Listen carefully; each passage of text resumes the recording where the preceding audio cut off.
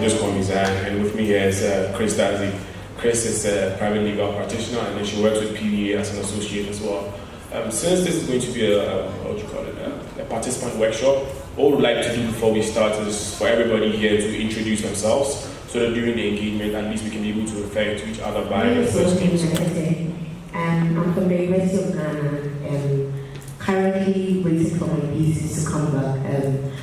I'm an MPhil student in African Studies Department. My name is Eden Magbe. I work with Participatory Development Associates as the Managing Director. I'm Yvonne Nkrumah from Kanye Foundation, Ghana. I'm Deborah Dalton from Kanye Foundation, Ghana. My name is Charles Yao, and I am an independent consultant with Cutting Edge Consults. Kofi Lawe. I work with the Ghana Community Radio Network. I'm Jonathan Williams. I work with Joanne Life. My name is Mount of Level, Research Department, SHRAD. I'm Fatina Graham, DES, Basic Education. I'm Tony Lube, Principal Consultant, Participatory Development Associates. I'm Lucy Amabema from Saber Education. I'm Karnataka from Department of Social Work. I'm Mohamed Nuruddin Musa, Department of Sociology and Social Work, Kenya USC. I'm Doris Tigo from Alpha P Muslim. I'm from Department of Children. I'm Joy from Pamper, Ghana. I'm Sarah from FTS. You have arrived at FTS. FTS is predestined. I'm Charles President, Empowerment Center for Women and Children, Asawasi Kumasi. Hi, I'm Clement Sifanya from I work as the research evaluation and learning center.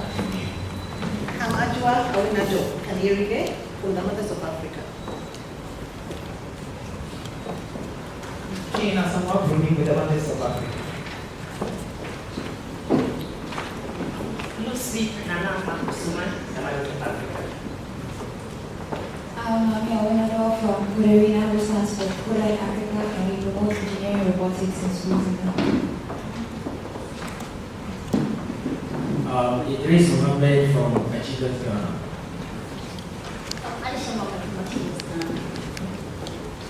Amadou Mohammed from Achievement Ghana. Hello, I'm Sibiana, a recent graduate from LSE in the UK. Hello, good morning. I'm Zephyr and retired medical secretary, UK. Hello, good morning. I'm Canadian. I'm working for the Basic Development Associates. Samuel Akutu, PDA. Raymond Odo, PDA. Alexander from PDA. Victoria Nizime Sabri, Dr. Performance.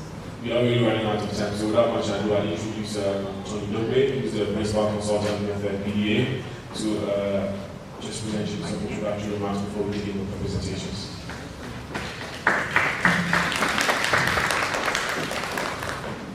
When I first had to talk in public, it was in the church, Catholic Church at Legon. I had to read, and my hand, everything was shaking. Then I understood why this was there for. Because you can put it on your hand, can rest of it. Nobody can see your legs shaking. I've come very far. Good morning, ladies and gentlemen.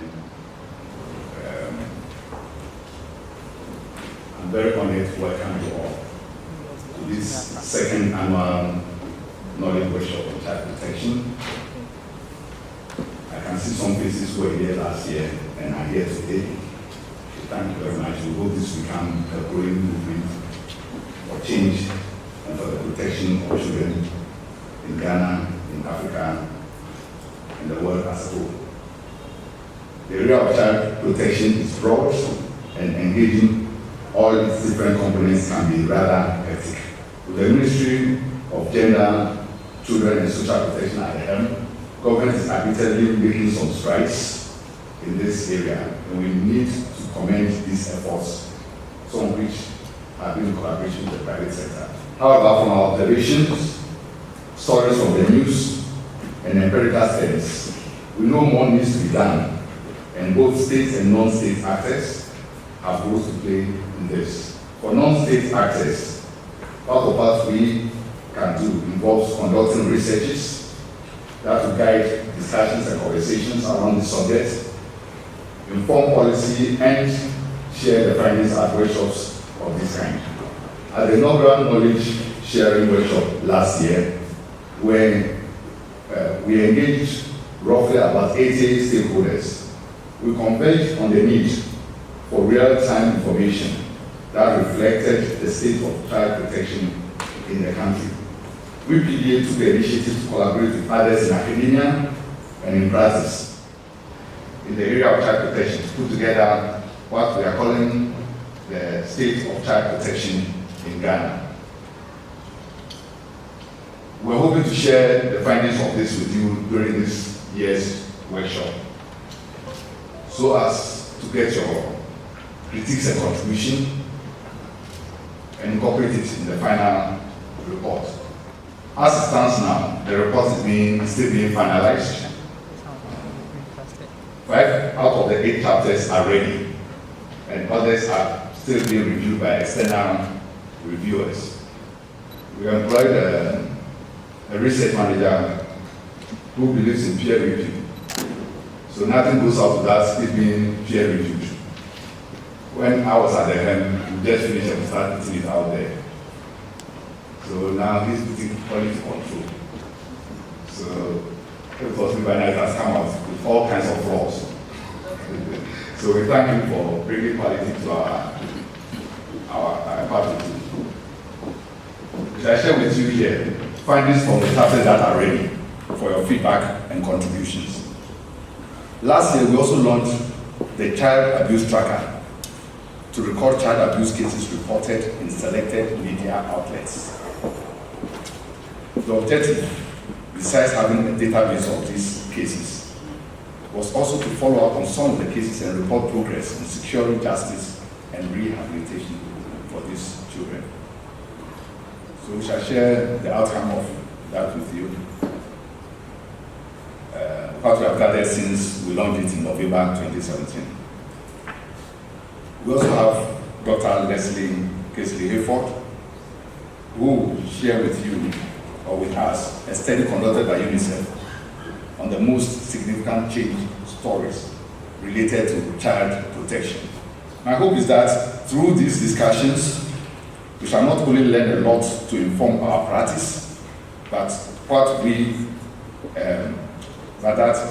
discuss here will also inform policy and implementation as well. Thank you once again for being here.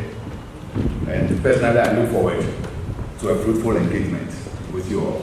Thank you. Thank you very much, Tony, for the welcome. Learning from Tony, but I'm also going to put my hands here so that I don't get very nervous in the next meeting. Okay, so the workshop is shown in 2 sessions. So the first session, we're going to have presentations with chapters from the report that we're currently working on, as Tony indicated. We would also have a presentation from a study that doesn't form part of the report, but is also very essential for our child protection concern. It's a study that's funded by UNICEF and will be delivered by Dr. Leslie Hayford. And after that presentation, we would have lunch together. We'll go for a snack break and probably have a few discussions around some of the things that came up during the first half of the presentation. And during the second half, we have 2 panel discussions. The first panel discussion is a study that takes a step back. So we take a step back to review child protection system in Ghana generally. We look at the pre-colonial period, what was practiced back then, post-colonial period, different types of institutional reforms, what has informed those reforms so far, and how these are also been able to influence the child protection structure. Whether or not some of the international instruments that we have adopted, we just adopted it for the purpose of rhetoric and saying that we're the first to sign the CRC and so on and so forth, and what exactly it was mean for us so far as domestication is concerned. Then moving forward from that, we'll share with you an overview of the child abuse tracker to together one or two other chapters that were featured in the upcoming report. So without much ado, at this point, we were expecting to have Minister for Gender, Children and Social Protection give a keynote address. Unfortunately, we weren't able to get her to come. We got in touch with the Department of Children, and the department has agreed to give us a statement to that effect. So I'd just like to introduce Abna Aprepo Ajay from the Department of Children to give us a brief statement from the department before we start the presentation. Thank you very much.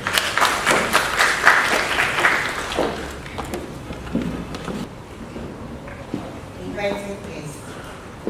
Children are the future leaders of the country, and they need to be protected from all forms of abuse and exploitation. The innocence of children needs to be protected to aid in their development as children. Parents and society ought to take full responsibility for children. Unfortunately, not every child enjoys their basic human rights enshrined in the Constitution and the United Nations Convention on the Rights of Children. Child rights violations have a mixture of cultural, socio-economic, and institutional factors. Identifying and bridging the gap between research and policy to tackle the regime in Ghana is a challenge we face today. And this is one of the reasons why we have gathered here today. It is my strongest belief that the subsequent discussion at this workshop will go a long way to help build formidable structures in terms of policy formulation and strategic implementation that can adequately protect our children from abuse, enslavement, and related socio-economic vulnerabilities. In Ghana, safeguarding the rights of children and giving them unfettered access to develop their skills and talents through policy and research has been critical for governments in the same way as it is relevant for achieving the sustainable development goals. In the words of Mr. Kofi Annan, the former Secretary General of the United Nations, and I quote, "A desire for our children's well-being has always been the most universally cherished aspiration of mankind. It is a personal desire and indeed the desire of governments of Ghana to ensure improved well-being of children in Ghana. This can be seen in many interventions and policies that have been launched and developed by governments, such as the LEAP program, the school feeding program, participation grassroots to school children, the child and family welfare policy, and the classes for children policy, and a host of others. I must say that all these policy interventions were informed by research. Ghana is a signatory to a host of international child protection treaties, laws, conventions aimed at maximizing child protection and ensuring that no child is abused, exploited, or left behind by their place of birth, religion, ethnicity, color, or socio-economic status. Ghana has ratified the UNCRC, the ILO Convention No. 180 on West Forms of Child Labor, the ILO Convention No. 138 on minimum age for admission into employment, and the ILO Convention No. 186 on work, immigration, and etc. These treaties are not just paperwork, rather, they place obligatory responsibilities on government to take steps to create the enabling environment for children to develop their capabilities and protect from social, cultural, economic exploitation. The government owes the greatest responsibility to children, to protect children, and to create systems that promote children's welfare and support their growth and development. There is every reason to congratulate ourselves on the gains achieved so far, but it is still a work in progress, and the greater work lies ahead. Government will continue to implement programs for the greater good of the Ghanaian children. We will also continue to strengthen the child protection system in protecting our children. What is needed more than ever before is to consolidate the gains struck through our efforts and foster collaboration identify existing gaps, take advantage of available opportunities and strategies, and also to ensure that our interventions complement each other and minimize the duplication of efforts. Let me take this opportunity to commend the efforts and initiatives of Participatory Development Associates Limited for putting together other stakeholders who are at the forefront of child protection, for high quality research and activism to ensure that evidence on the true state of our children is available to inform policy and action.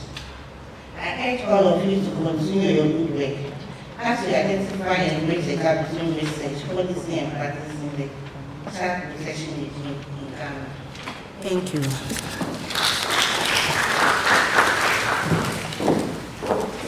At this point, I'd like to introduce Adam Agbe and then Wilhelmina.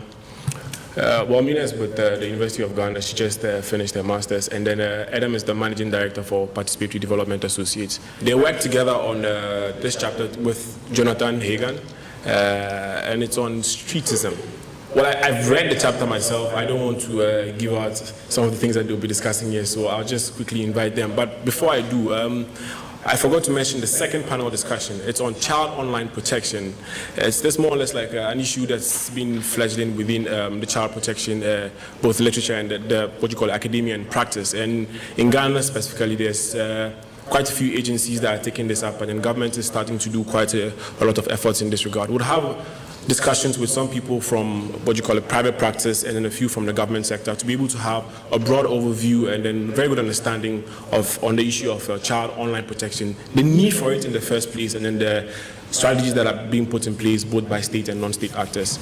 Please put your hands together for them. Thank you very much, Zion. It's great to be here again for the second knowledge sharing workshop. And we just want to share with you the piece of work that we've been working on over the past 1 year. It's still not conclusive, but we want to see how we can push this better.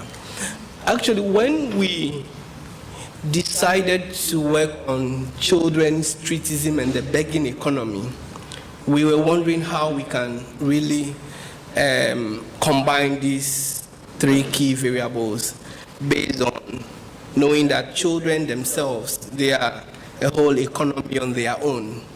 And then we have streetism, which is a phenomenon that we are currently battling with. It's all over. And then also the economy itself as a whole. So we decided to see how we do that. So as we go on, we just want you to also look at it critically, and let's see how we can have a better conversation on that. Okay, so streetism actually is on the rise, and it's something that we are really facing a lot in both urban cities and peri-urban cities. Those of us who live in Accra, you experience that a lot. Those in Kumasi, Tamale, and Sunyani and others, you realize that it's something that we are struggling with. Now, as the population of people on the street is actually increasing and all that, that of children is also increasing. They are more like positively correlated. And then we realize that, for instance, data is an issue for us. Access to quality data, exactly what is the data and issues the population actually on street children or the street population. But we managed to get some anyway, which is we have about 20,000 street children living on the streets of Accra alone. And then there are about 21,140 street children, 6,000 street babies. The interesting thing about these ones is that they don't have a home. Their home is on the streets. All that they know is the streets. Their diapers are changed on the streets. They do everything on the street, and they grow on the streets. And then we have about 7,170 street mothers in Accra alone. And we are wondering if we manage to get more data and analyze Kumasi, Tamale, and all other urban centers, the picture will be something that we all be scared of, actually. So, and then we noticed that children begging are moving more into begging. People are trying to use them, or they are using themselves, or they are following people, and then that is actually on the rise. But then we realized that little attention is actually being paid to helping or supporting these children who find themselves on the street. So we decided also to do this study to explore the phenomenon further. Now, so what did we actually set out to achieve? One thing we want to look out is to look at the nature and the dynamics of streetism and child begging in Ghana. How is this actually turning up? And the second thing we also went looking out for is to look at what are the drivers of street begging. What are the factors actually facilitating these processes? And then we try to identify who the actors and economic beneficiaries of child begging are in the setup. Then the other thing we explore is to examine the state or institutional measures to curb the streetism, and how functional are these state institutions that have been set to curb these. For the method that we use, we actually employ some interesting methodology in doing this, mainly qualitative years, but we use what we call the reality check approach methodology, where we have the team actually living on the street with these kids. They were not carrying any questionnaire, they were not carrying any book or collecting any note with them. They live on the street, they help them to beg. So we have two phases: those who live on the street during the day, and those who also live on the street during the night. Try to track them. But then we have thematic areas of conversation that it's difficult actually to get them open to talk to you. But as we also have people living on the street trying to sell and do everything, they began to open up, and then they have conversations and all that. And the same way in the night team also, very late in the night, they're on the street trying to stay at where they sleep, where they have their leisure, where they do all other things. In fact, the night economy in Ghana is serious. Try and leave it, and you'll be shocked to know that even kiosks that you see on the roadside that look like shop in the day, in the night, it's actually a place for prostitution. And you'll be amazed. If I tell you areas, Odoko and others, you'll be amazed. And the team actually went to live in some of these places. So we actually focus on 3 places: Accra, Kumasi, and Tamale. We wish actually we had even covered places like Tema, Kintampo, and some of these routes. But I think we were constrained, and we hope to expand this more as we do this. So I think I'll pause here. Mina will share the findings, and then we will both be discussing some of the things that... Okay, so we actually discussed our findings thematically, and we looked at the dynamics of child begging. And with the dynamics, we came up with 2 sub-themes. That's children of the streets and children on the streets. Children of the streets constitute children who actually live on the street.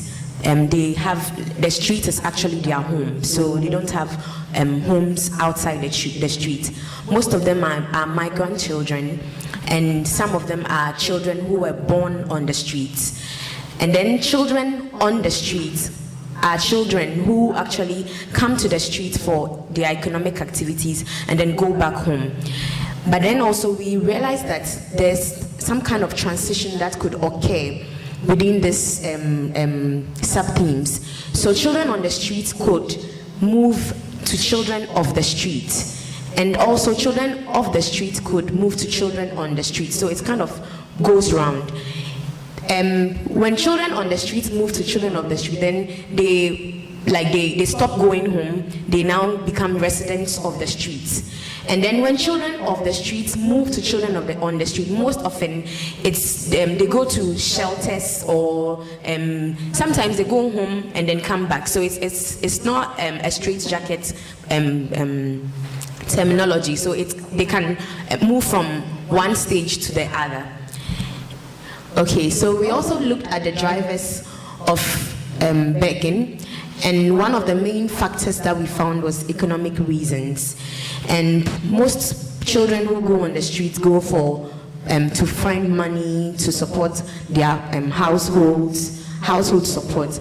In the Ghanaian children that we involved with, we realized that most of them go on the streets to find money for their families.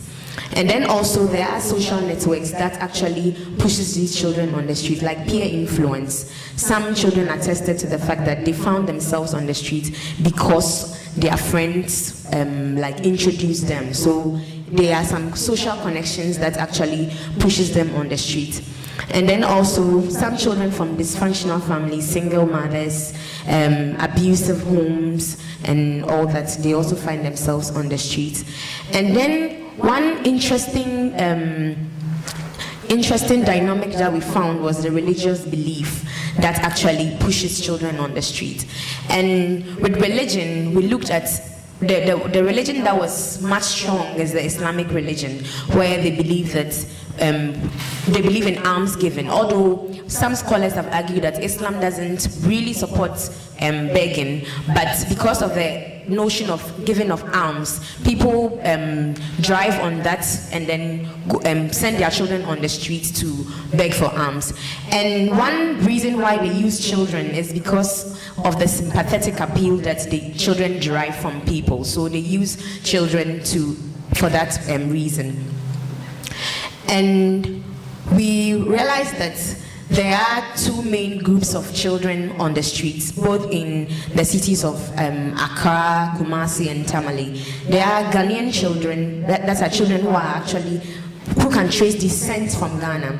And then there are also non-Ghanaian children from Niger, Nigeria, and all. They come to also beg for money. And the non-Ghanaian children, mainly the reason why they come is because Ghana is a hospitable country, and we kind of have some sympathy for people, so they drive on that to beg. And as I stated earlier, they use children mainly because of the appeal that people have for children, the sympathy. Okay, so we also looked at the begging strategy, and we had two sub-themes: unstructured and structured begging. We realized that in Accra, the begging is kind of unstructured, where children, you can come to the streets and then you start begging. But then the situation is quite different in Tamale, where they have, it's a bit structured, where they have even a chief who is a beggar that oversees them and then like sees to the day-to-day activity. So when you come to the street, you have to report to him, and then you go back. And then also in Tamale, we realized that most of the children beg with their families. So maybe disabled mothers or disabled fathers, mostly people who are visually impaired, they beg with them. And so those are the two strategies that we found. And the structure actually moves with religion. It goes side by side with religion. And then also we identified some begging networks. We looked at how these children seek medical attention, and we realized that most of them seek attention from over-the-counter drugs, people who actually sell these drugs and walk around. So that is how they seek their medical attention. Recreational centers, they interestingly, some of them mention some clubs that they actually attend during the night on Saturdays. So it's actually very common, maybe on Mondays, to see these children actually sleeping, because Sunday evenings they go jamming, and they also partake. One thing that is quite disheartening is that Their recreational activities sometimes involve weed smoking, taking of alcohol. Some children at the age of 11 have already started smoking weed. So that is what they use for recreation. And they also engage in sexual activities, which they don't even know. Some of them don't even know what HIV/AIDS is. They don't know what condom uses. And at the age of 15, 14, some children have already started having sex. That is their kind of recreation. And then also looking at places where they sleep, we realize that they mostly sleep under kiosks, places like where some of the places are so unkept that you wouldn't imagine a child sleeping, but that is where they sleep. And some also do some lazing to sleep at some places, so you can give some tips to sleep as well. And then places where they bath. Interestingly, some public they have these public bathhouses that they use. So most of them take their bath in the public places where they pay a token of 1 cedi. And so in some cases where they have to pay, it actually has an impact on the number of times that they take their bath. So if I have to pay 1 cedi, maybe I would want to take my bath in a week, three times in a week, 3 days. Like, that's what they do, so that it doesn't have effect on the income that they generate. Okay, and then we also looked at the institutions that protect children. We know the Ministry of Gender and Children have come up with policies that actually should be protecting children, like the LEAP. They came up with, recently there's one that they came up with, Operation Get Off the Streets. I happened to actually attend one of the seminars on Operation Get Off the Streets. And they are trying to find ways to actually get the children reintegrated into their families, and then get them doing things that will not push them back onto the streets. And we also have the municipal, metropolitan, and district assemblies also coming up with strategies to help curb the situation. But interestingly, begging is illegal in Ghana. But then when we went to the field, you realize that children will be begging, and a policeman is standing right there onlooking. And so it's kind of confusing. What is the law saying, and how is this law being enforced? Because begging is illegal in Ghana, and if you are found, you could be arrested and detained for 2 years, fined as well. But then it's still ongoing. We'll be bringing our interesting findings to an end. So in our conclusion, we realize that there's a disconnect between state institutions and the measures to address begging in the country. Because from what I said earlier, it looks like there are rules, but then there's a problem with how it's being enforced. And then also there's weak enforcement of the law on begging in Ghana. Like I said earlier, begging is illegal, but then we have the police operating whilst children are begging. The illegal component of child protection is not enough to ensure child protection. Increased resource allocation to the Ministry of Gender and Children and Social Protection. I'm sure that if we are able to pump more funds into the ministry, it will help them to come up with better ways of enforcing the policies that they come up with to help curb this situation. Thank you.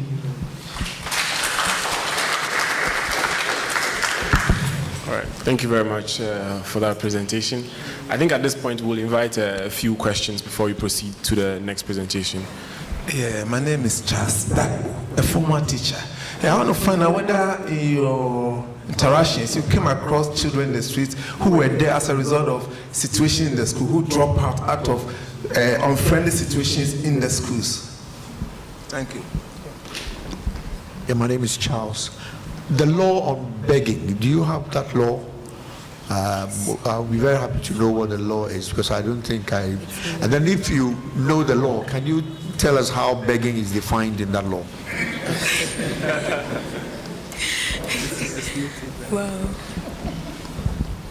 Wow. Jonathan, I work with Challenging Heights. One of the drivers you mentioned was religious cause, that is the giving of alms. So both the giver and the receiver, the giving triggers the receiving. That is what's promoting begging. So how do you intend to address this issue? I know it's going to be controversial. Thanks. Thank you. I'm Kofi. I would like to know the age group you're talking of, if you did anything on that.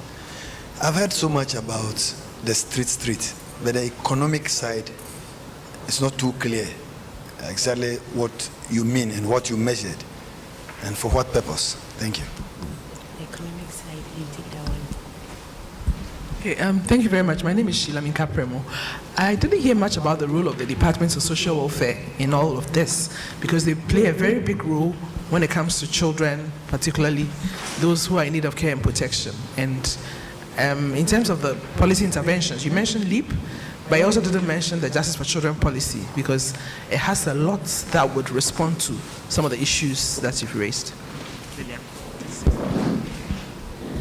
Yeah, thank you. I wish to commend you, on this fascinating research and its outcomes. The fact that you used a sort of an inductive approach, more ethnographic, bringing up lived-in experiences.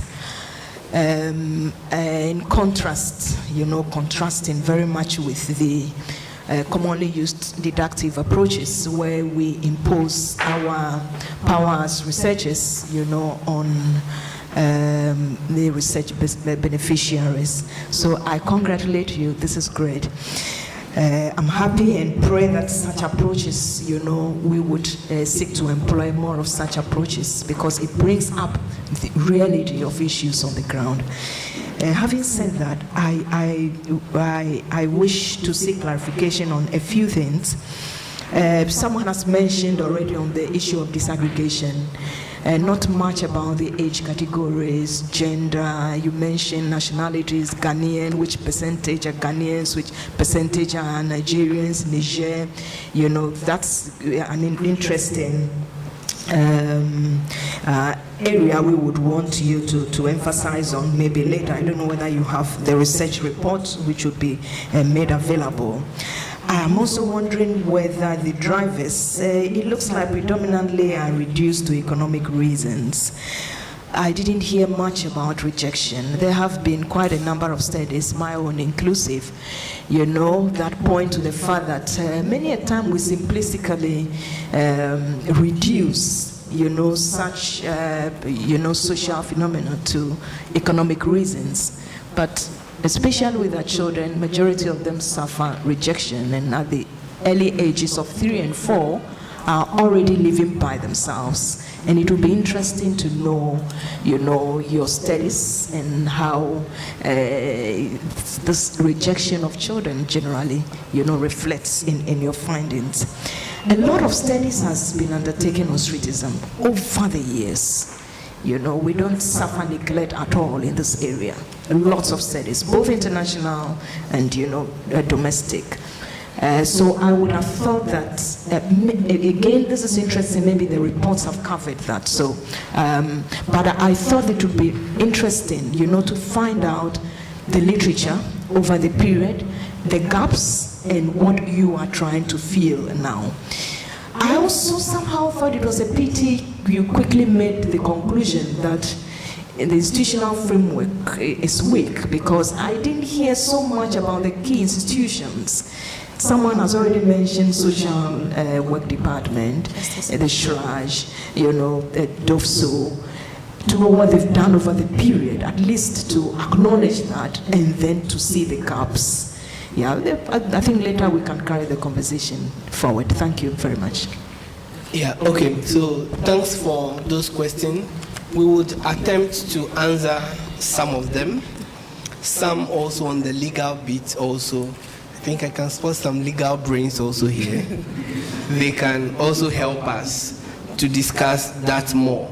I think the first bit about the age category, we were out for children, and actually in the detailed report is that we're focusing on children below, young people below the age of 18 as defined by law in Ghana. So those were the people that we were actually focusing on during our engagement also.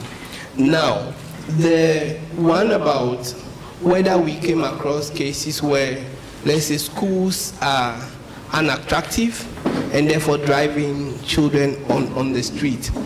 Now, we didn't find, because of our approach, we actually built that trust with about 11 of the children on the streets, and they are the people we have more conversations with, because our approach couldn't have allowed us to actually talk to a lot of children. But then one of the children that we actually studied, worked with and all that, we even have to actually even follow him to hospital because he was sick and all that. For him, it is not that the school has caused him to be on the street, but then he's from the north. During vacation, because he wants to buy the nicest of shoes and everything else that everybody is having and all that, he moves down to Accra to push the grandma or relative that is disabled, that is blind, on the street, and he has a share in the money they make, which he uses for susu, so that when he is going back to school, he gets to buy all the books that he needs. He wants to buy a game, he wants to buy some kind of shoe because that is what the colleagues are wearing.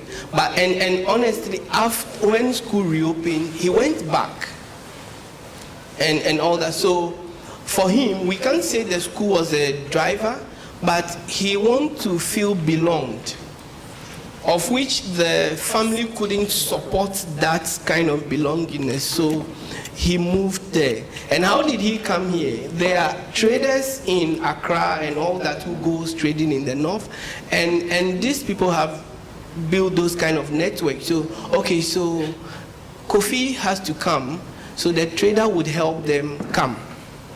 But then initially we thought it was at a fee, where the trader actually gets some money off these ones as they work to pay cost of transportation. No, they try to raise the money. The trader only more like provides guidance and support for them to come. But when they come, then they join the other networks that already exist, and then they work in that space as well. As for the law, I think we'll come back to, we'll throw it back for the legal brains to actually help us more on that. But what we know is that the Children's Act, for instance, forbids the use of children for begging and all that. And one thing that we realize is like the major traffic intersections and all that, where police officers, like even Accra here, are directing traffic and all that. And you have these children actually pulling or working with these people to beg and all that. So we're asking ourselves whether is it that they know and they are not enforcing, or they don't know, or is it that they know but they are wondering when we enforce it, if we take those people off, where are we sending them to? Are the homes, are the institutions to help all of that as well? So which one? Okay. Which one? You can respond to one. Department of Children Welfare and the law, that is also still with the law. Gender, they want to find gender. Yeah, and then the other bit is about the question on rejection as well.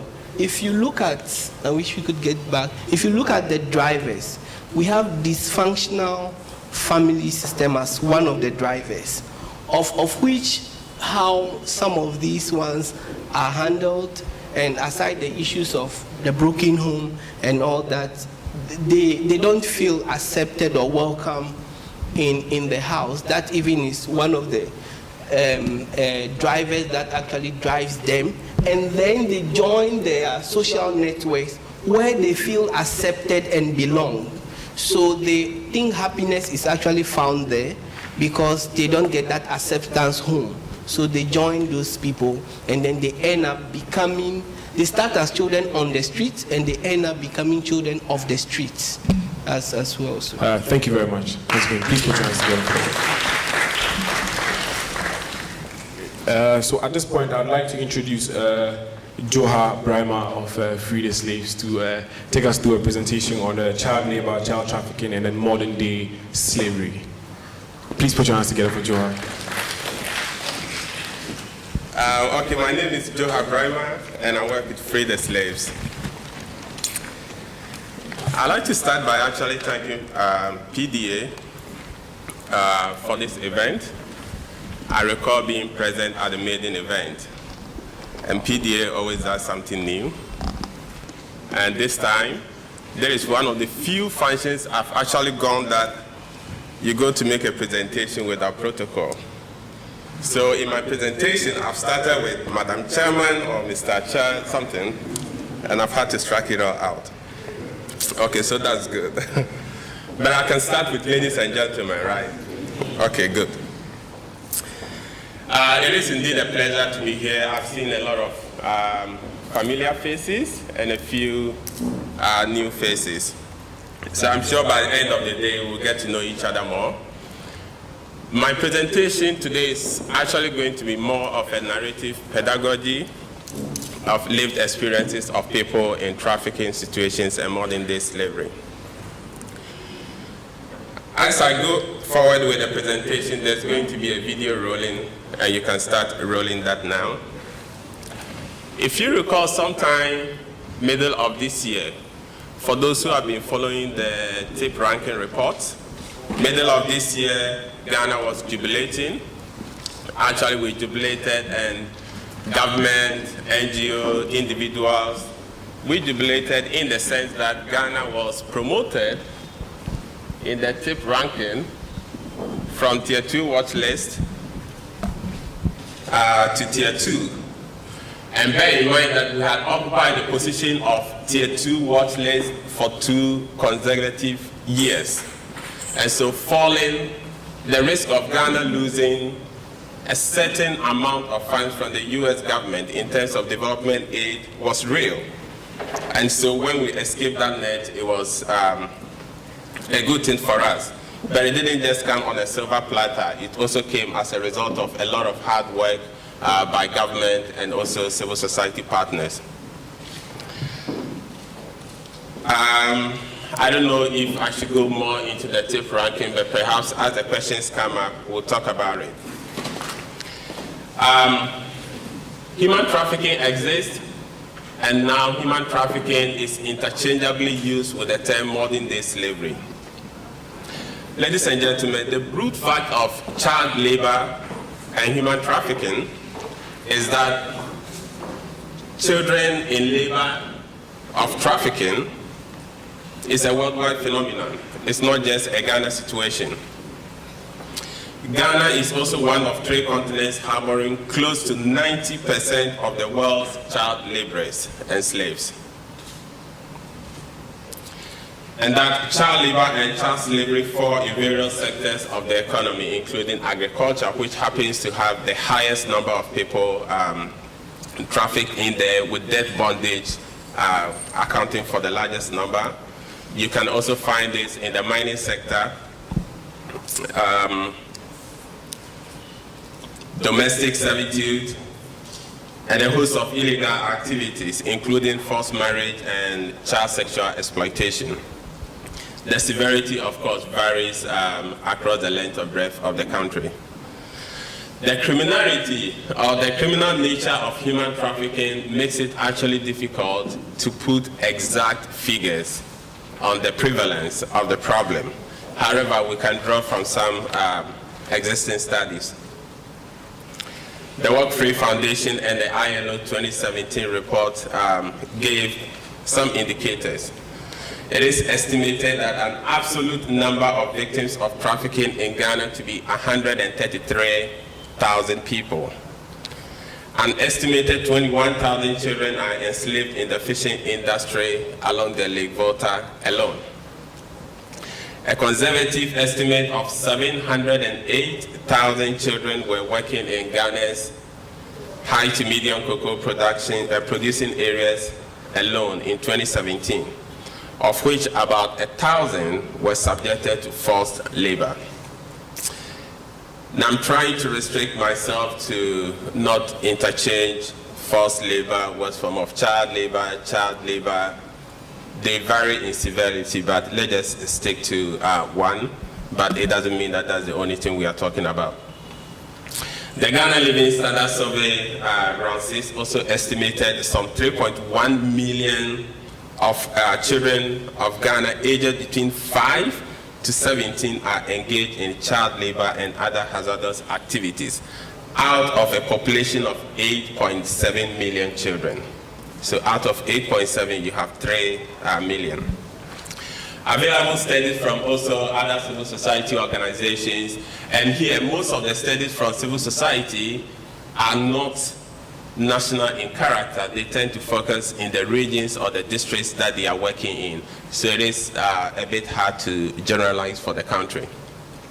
But there is an IGN report from 2015 that found that 58% of children working in fishing on the Volta Lake were trafficked into forced labor. A similar study also conducted by Free the Slaves is a two-phase study of 34 communities across 6 districts and 3 regions, also found the prevalence rate of trafficking to be 35.2%. Almost every single household we interviewed, we identified at least one case of trafficking. Now the temptation to get hooked to numbers is really high, and it's so much so for even media reportage, as well as in our reports. You know, it's easy to just give out the numbers. But I want us to go a little bit beyond the numbers and realize that these are not just statistics, these are human beings that we are talking about. And these are children too. So for instance, Amma was sold into slavery at the age of 12 for 2 years at the price of 200 Ghana cedis. The trafficker pays a deposit of 100 Ghana cedis, takes Amma away, and the parents don't see Amma again. 6 years down the line, Amma turns the age of 16 and is forced into marriage with another trafficked boy living with the trafficker. Now, in this case, the boy was trafficked at the age of 7, but he's not grown to be an adult. And so he's sort of resisting some of the oppression from the master. So the temptation to run away was high. Now, one way the trafficker could keep him still working for him is to get him a wife. This way, the boy will settle, and then they go into a different arrangement. So Amma is forced to start serving this guy food, sleeping in his room, and whatever happened. Eventually, Amma was rescued. But he wasn't alone. He was rescued with a baby girl. Kwame was given to a farmer for a period of 2 years. The contractual agreement is that after the 2-year term, Kwame's labor will be rewarded with a calf. Kweku, and here I'm using these names at random. The cases are real, by the way. The cases are real, the names are just different. So I'm not making anything up here. Kweku, aged 8 years, lives with his parents, but goes to farm all day with the parents and herd cattle as well. His younger sister of 7 stays back in the community and also works for some neighbors for a certain amount of income. He is living with the biological parents. So these stories are many, and they are really heartbreaking. And at the very least, this is how modern day slavery and child labor looks like. Ghana in 2015 signed a Child Protection Compact Agreement between the government of Ghana and the US government to combat child trafficking in fishing, and especially along the Volta Lake.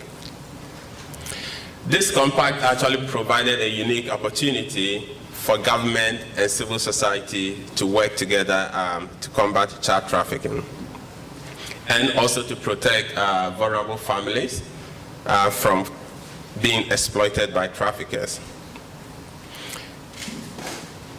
Free the Slaves partnerships, including other community members and relevant government agencies, resulted in the withdrawal and rescue of over 180 children from trafficking. Now I'm using withdrawal and rescue at the same time, but they signify different things. The withdrawals occur when, as a result of the community engagement and the sensitizations and rights education that are ongoing, community members themselves take the lead to find the traffickers and bring back their children back with them. In the cases of the rescue, these are arranged or organized rescues that we do with the Ghana Police Service and other allied Department of Social Welfare and other relevant state institutions. Now, all of these children and their families are undergoing or at different level of rehabilitation and also reintegration. We also partner with some other shelters who support the families and children in this regard. Indeed, we do have the choice to end child trafficking and child labor, and the opportunity to do so is also present. The partnerships, the laws, policies, institutions, and from the previous presentation, it was clear that the laws are there. There are also institutions. So the opportunity is actually there for us to end this menace in our society. I'm almost tempted to give some recommendations, but since I know that there's going to be group discussions, I will stop it here. And when we enter into the group discussions, I will hope that different strategies will come out beyond the usual, we don't have enough funds, we don't have enough personnel. Some things just don't change.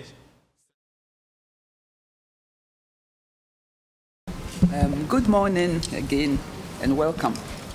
Our session is on juvenile justice, and we've talked to a lot of people, we've researched, but we thought we'd have what we are calling a facilitated discussion. That is, the people we've talked to, those who've been on the ground, those who've been in the correctional institutions for years talking to those called inmates, those who have been dealing with shelters and we can't find shelters or remand homes. Some of them are here, some of the prosecutors in courts are here, those doing law reform. So what we're trying to do, instead of me telling you what they said, we're asking them, I know they're all protesting, but that's the best way to do it. Let them come up here and then help us tell the story, tell the gaps, then we'll lead the questions. So we have, fortunately, we have Dr. Lillian Ayete-Nyampong. She's here. She's the Director of Research at the Commission on Human Rights, but she's herself a personal researcher, well versed in researching into issues of juvenile justice. Fortunately, we have Courage from LADA Group.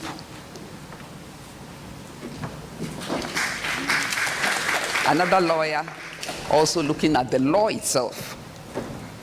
We were supposed to have a prosecutor. Unfortunately, he's in court prosecuting other people and can't come. So, but there are enough lawyers here who will talk about the trial processes. Angela Jamnabuaji, a foundation, a lawyer also and an activist in everything, but especially children. So she has all the knowledge of what happens to all those children. What are there things that need to be done with the act? Should there be reforms, and what areas in reform are we talking about? I didn't tell them we were going to do this because otherwise it would be like, but they are off the cuff of the head, they will be able to tell us. So welcome. Okay, thank you very much. My name is Courage Asabagna. I'm from Law and Development Associates. And LADA has been engaged by UNICEF to review and amend the Children's Act and other laws related to children. So as part of the process, it's been a year and a half so far, and what we have done so far is that we've undertaken a DEX review where we've been able to identify the legal gaps in relation to our law, that is the Children's Act, the Juvenile Act, and other laws related to children. And as part of the process, we decided to undertake some consultations. So we held consultations in 6 regions across the country. We also held consultations with the children as well. Then we also held consultations with judges and lawyers as well. Now, at the end of the process, currently we have drafted the amendments, and very soon we'll start a validation process where we'll go around again and put the issues before the stakeholders again for them to verify the very issues that were submitted to us. Then after that, then the final draft will be brought out for a final validation, then put before the Attorney General. Now, in relation to juvenile justice, there were several gaps that we identified.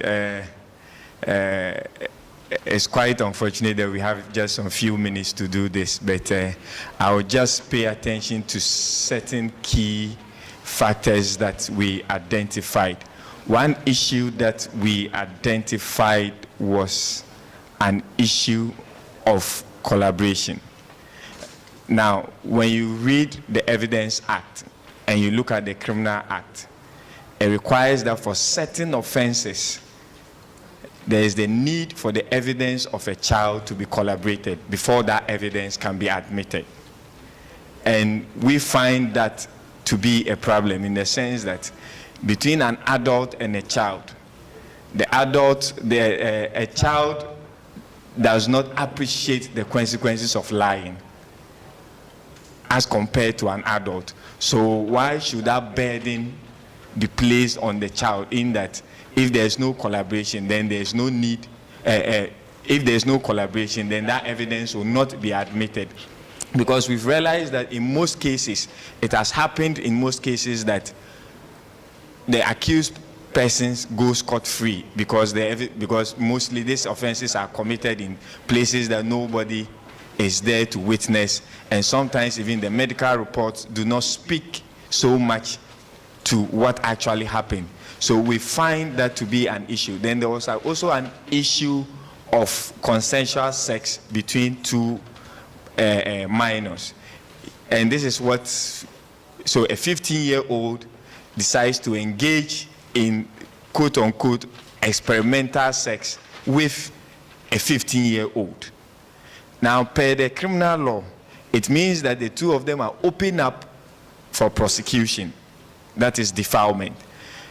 So how do we find a way to mitigate that gap?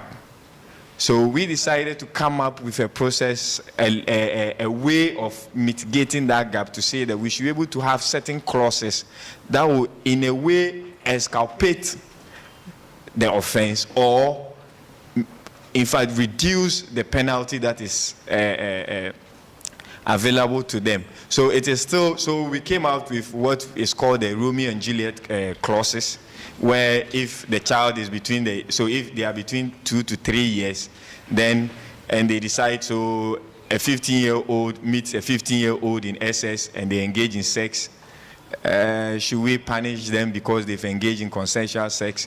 That is an issue that we are also looking at. Then there was another issue that we also identified in during investigation or interviews by the police. The Act allows the police investigator to exclude the parents and the lawyer for the juvenile. The police has that discretion to exclude them during the process of an interview. And we find that to be very worrisome, in the sense that at least the child has a right to legal representation. So the right to legal representation must be at every stage of the process, from the stage of arrest through investigation to trial. So we do not see why a police should be able to have that discretion to exclude a lawyer representing the interest of what? The juvenile. So that is another issue also that we identified. Then we also identified the issue of mandatory legal representation from legal aid, in that we do not have mandatory legal representation for juveniles at every level of the criminal justice process. So we of the view that at least we should be able to make it mandatory for a juvenile to have legal representation at every stage. And we know there are challenges in the sense that the trial is supposed to last for 6 months. So some people came up with the issues that if you make it mandatory, then people will take advantage of it to delay the process. So it is an issue that we are also considering. Then there was an issue of making personal contacts with a juvenile or a witness of a crime. Now, if you look at the Criminal Act, the judge has that discretion to kind of grant bail to the accused person. But there's no mandatory provision which allows the judge to prevent the accused person from making personal contact directly or indirectly with the the victim of a crime or a witness of a crime. Because mostly you see that when trial begins, the accused person will go behind and make personal contacts with the victim, try to influence the process. So we are of the view that we should be able, it should be mandatory. Once the child is a victim of such a crime, then there should not be any personal contact whatsoever between the accused person and the victim of the crime or the witness of the crime. There are several issues that we identify, but these are just the few issues that I can speak to. But as the discussion goes on, I'll still, if the discussion goes on and there are more to speak on, I'll address them accordingly. Thank you. Thank you. We are looking at the very issues we are raising. Maybe Sheila can talk to what are the policy reforms or whatever is being done. And then also, being a lawyer, to what training do our prosecutors have in handling, or even the lawyers generally in defense, defending such cases? You can come along. Thank you. Thank you very much. I think that the work that he is doing is a follow-up to the policies, 2 key policies that were put in place in 2016. Prior to the 2 policies, one of which deals with child and family welfare, and then the other one with justice for children, a major study was undertaken to map out what are the problems when it comes to, the law in children, etc., etc. And a lot of findings were made. But the key ones was that there seems to be some kind of a disjoint. We have a lot of laws. Since morning, you've heard about some of these laws. We have the Children's Act, Juvenile Justice Act. We have several other laws that deal with issues to do with children. But it appears as if it was found that most of these laws, as well as the institutions, junior correctional home for children up to a certain age, and then for those from 18 to 21, senior correctional homes, looks as if most of these were sort of more in urban areas than in the rural areas. At the rural level, it was realized that the reality of most children there were what we call the community justice system. When there's a problem, the chiefs will come in, the religious leaders will come in, sometimes may even be a headmaster or whatever. And because of the distance of some of these areas from the police, etc., the matter gets settled, that's the end of it. They may not use the most appropriate means to address the problem, etc. So it was realized that there was a need, first of all, to try to come up with measures to ensure that children are prevented from getting into conflict with the law in the first place. And that resulted in developing the child and family welfare policy. And then in case children do get into conflict, how should it be addressed? The decision was taken to come up with a second policy, which is the Justice for Children policy. So as far as the topic we are talking about, which is the Juvenile Justice Act, is concerned, it's the Justice for Children policy which is more relevant. So basically, the thrust of this particular policy, after looking at all the laws, all the institutions, it did a bit of a gap analysis, what the problems are. It came up with a number of objectives to ensure that we try to bridge the gap between the formal system as well as the community system, to all in the aid of ensuring that the best interests of children are protected. And during the development of this policy, one of the laws that we looked at was the Juvenile Justice Act of 2003. There were a few problems that were identified with it. One was, when it comes to the Juvenile Justice Act, there's a special court known as the Juvenile Courts, and that is where the children are set. There's a panel made up of a magistrate together with 2 other people, a social worker, and then a lay person with a lot of knowledge and experience. And these children are sent there. It was realized that, anytime a child is being sent there, there's a certain label, Abofrabone, for those of us who are Twi speakers, and Abofrabone courts, etc. There are problems with these courts. So one of the suggestions which was made, was that within the Children's Act, which is another related law, we have the Family Tribunal, which deals with civil cases relating to children, things to do with parentage, things to do with lack of maintenance and custody issues, etc. So the suggestion that was made was that if it's possible, these courts should be harmonized into what we call a family court, so that when a child is going there, you're not really sure whether this child is going to go to the Mofrabane side or is going to this other court. Then when the case travels up, at the high court level, you don't see, there are a number of specializations at the high court level, but the courts that handle things to do with children, there's a court, one of the courts is called Divorce and Matrimonial Courts, and this is where family cases end up in. But it may be something to do with a child only, etc. So one of the suggestions was the need for specialization of courts.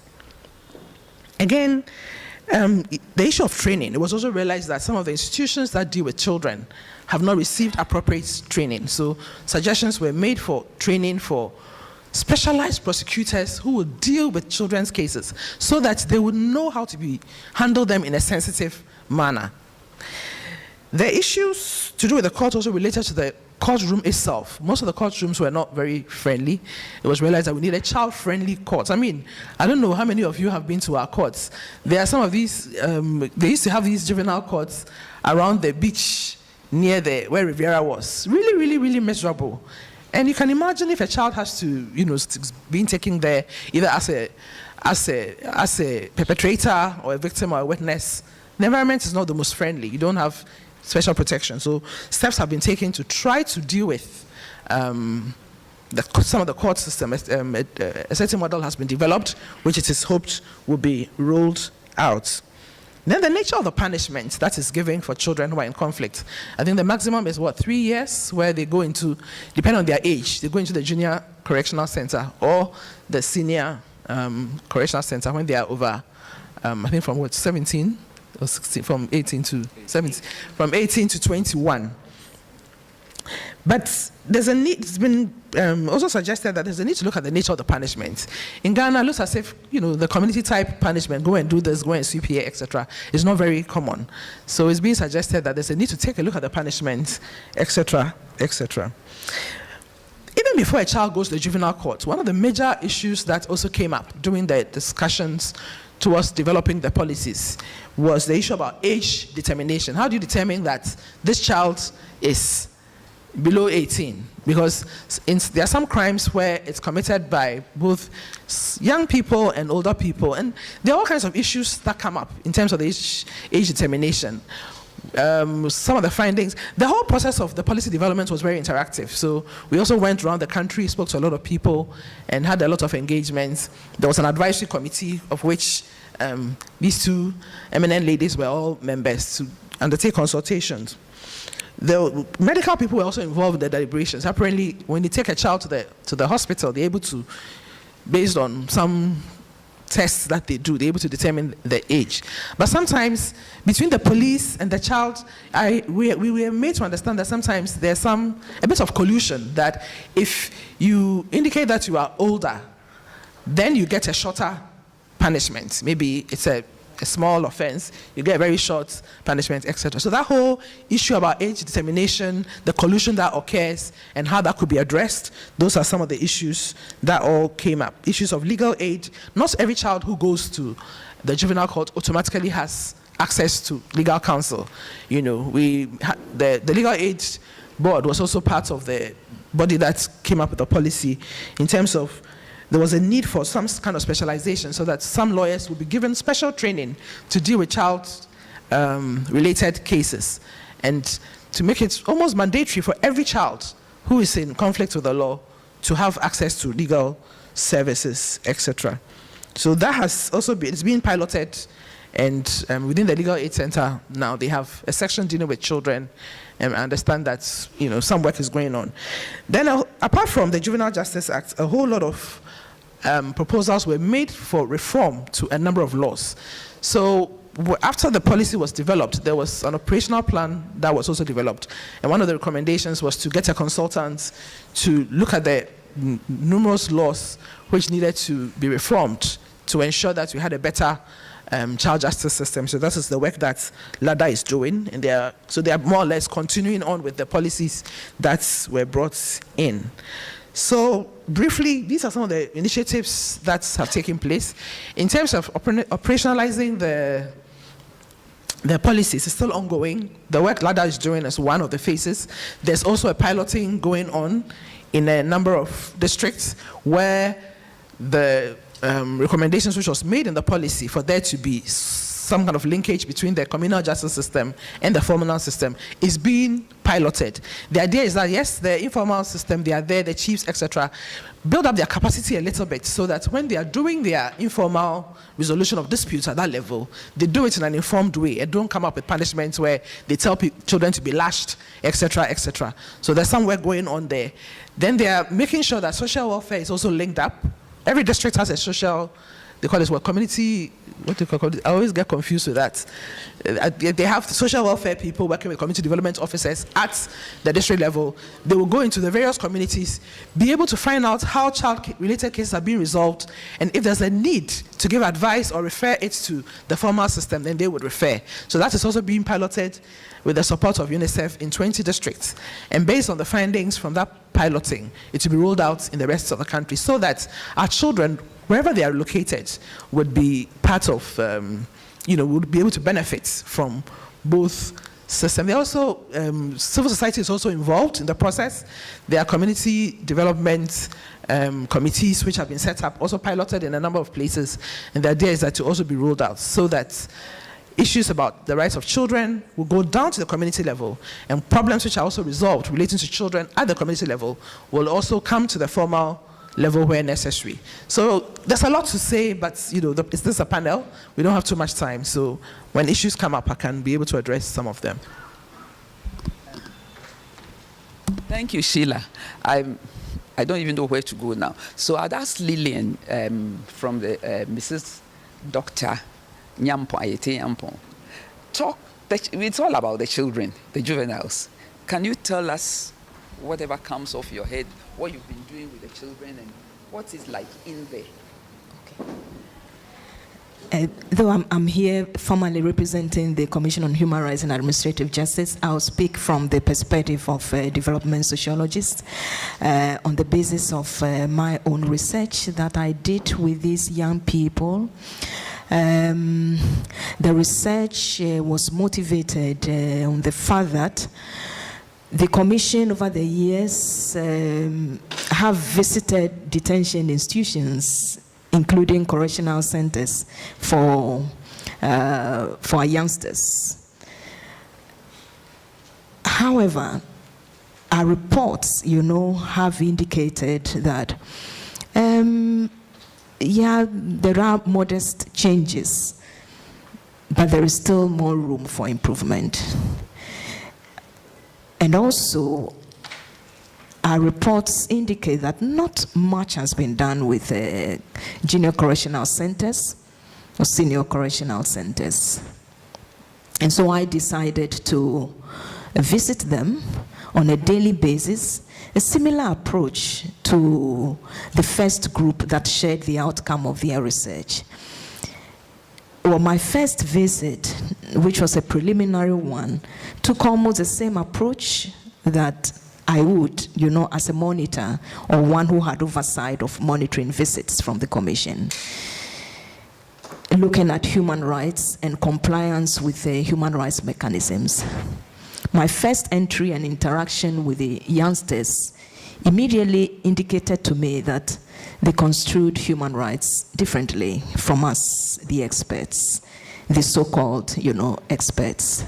And so I had to quickly review my approach and adopted an inside-out ethnographic approach, which is inductive. So I will speak mainly from the approach and methodology and how this imparts on realistic findings, which is useful import for policy, particularly given that we are seeking to bridge the gap, between policy and practice, research and practice, and possibly practitioners and also researchers. I realized there was not the need to work out structured questions on the basis of the inductive approach, but to provide a kind of a loose framework.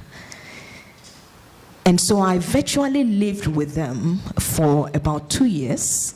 This is the Junior Correctional Center and also the Senior Correctional Center, visiting them daily, interacting with them, participating in their educational activities.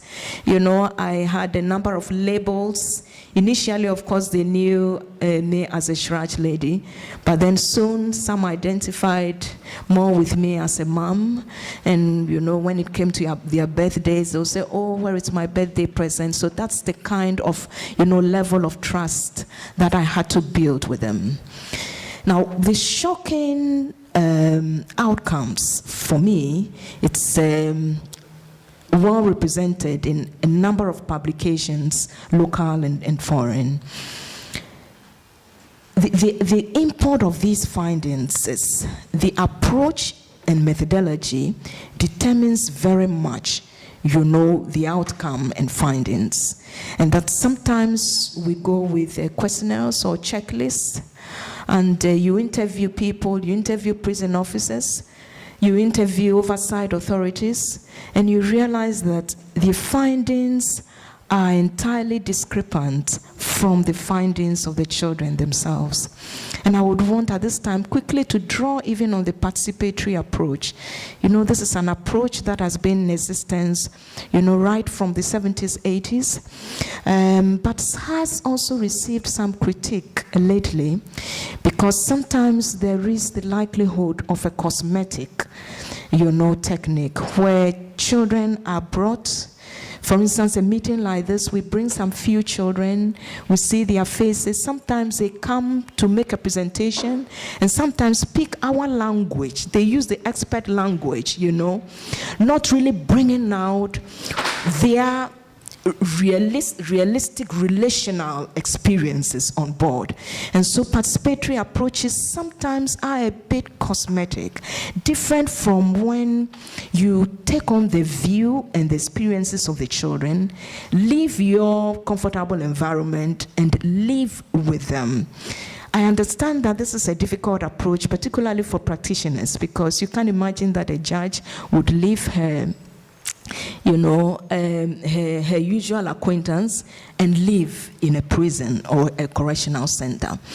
And so because there was this realistic interactions, clearly the findings of my research were quite different from the findings of the Shraj when I had oversight of the monitoring visits to prisons and correctional centers, which presented really interesting findings for me. The fact that from the official viewpoint, when you require some information, maybe let me just cite corruption. This is a pervasive, very ubiquitous issue we look at. For instance, you go to ministries and find out how are you curbing corruption. They can provide responses to you, which you would find rather very discrepant with what actually pertains. And so official views are useful, but sometimes they're a little bit different from what actually pertains on the ground. Now, I know I don't have much time, but to share with you briefly that one of the key findings, which I have shared in a number of my publications, that is about parental support, the lack of parental support.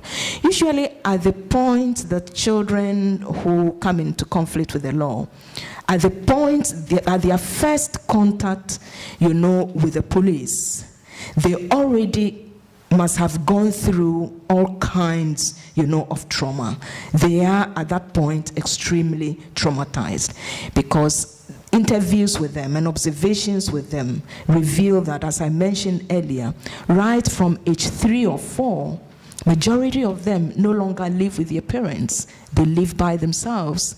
And somehow these children rather consider the parents, as those deserving of punishment and not themselves. And they go through this sustained rejection with the stigma that is attached, which is worsened when they actually are formally arrested and come in conflict with the law. And they come with a lot of vengeance, and anger when you speak to them. The surprise many of them show on their faces is attributed to the fact that when practitioners come or professionals come to visit them, maybe social welfare officers or psychologists, the attention is usually on their offense background, not the general circumstances, family circumstances that contributed, to their coming in conflict with the law. And so there is a big surprise that, why are you interested in these stories? Why do you want to know about our parents, our families, our growing up experiences? And for the majority of them, the interaction that was held with them was the first ever interaction, because usually with the practitioners it's a different kind. The focus is you are in conflict with the law. And so whatever interaction we have, it's held in that regard. And parental neglect is sustained throughout the process, even through the actual trial process for children. And so you would realize that parents are not usually present during the trial process. The parents are not there. In fact, not that they are not there, they cannot be found. The children have been distanced, way back for how many years before they come in conflict with the law.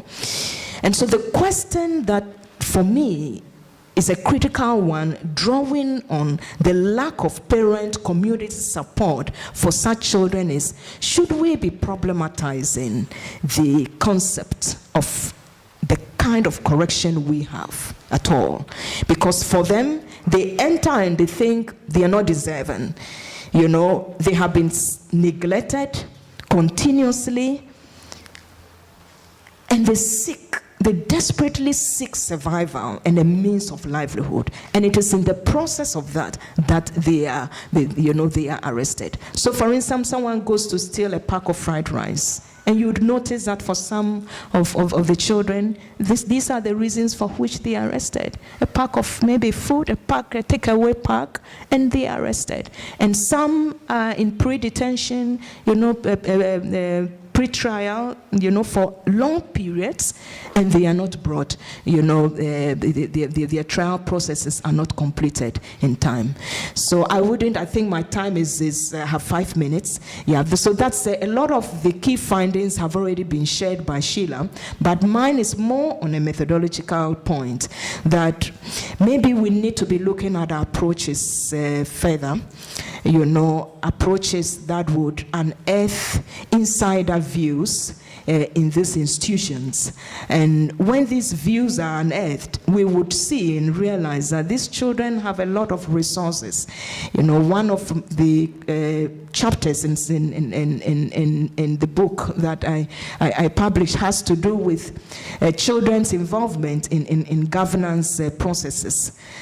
the fact that children in correctional centers are involved daily in governance processes, and they have resources that contribute to that.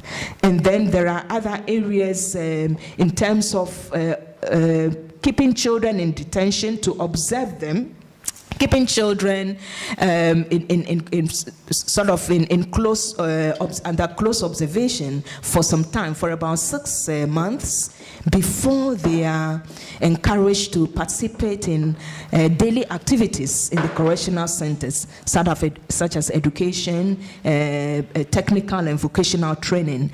And you could imagine that these are children who are already traumatized, and they are kept under close observation, not allowed to participate in educational programs or vocational and technical programs. And usually it is during that period that majorities seek to escape. And escapes are critical and sensitive issues for detention institutions, prisons and correctional centers. Usually we wouldn't receive much information on escapes, when you seek official views on how many jailbreaks, do you have in a year, how many escapes. They're very sensitive because, of course, they also want to show that they are doing their work. But you would notice that within the 6 months of observation, that usually these children undergo, that's the time, the rates of escape, are very, very, the rates are very high because they are frustrated. I think I would end here, and I hope it's been useful. Thank you.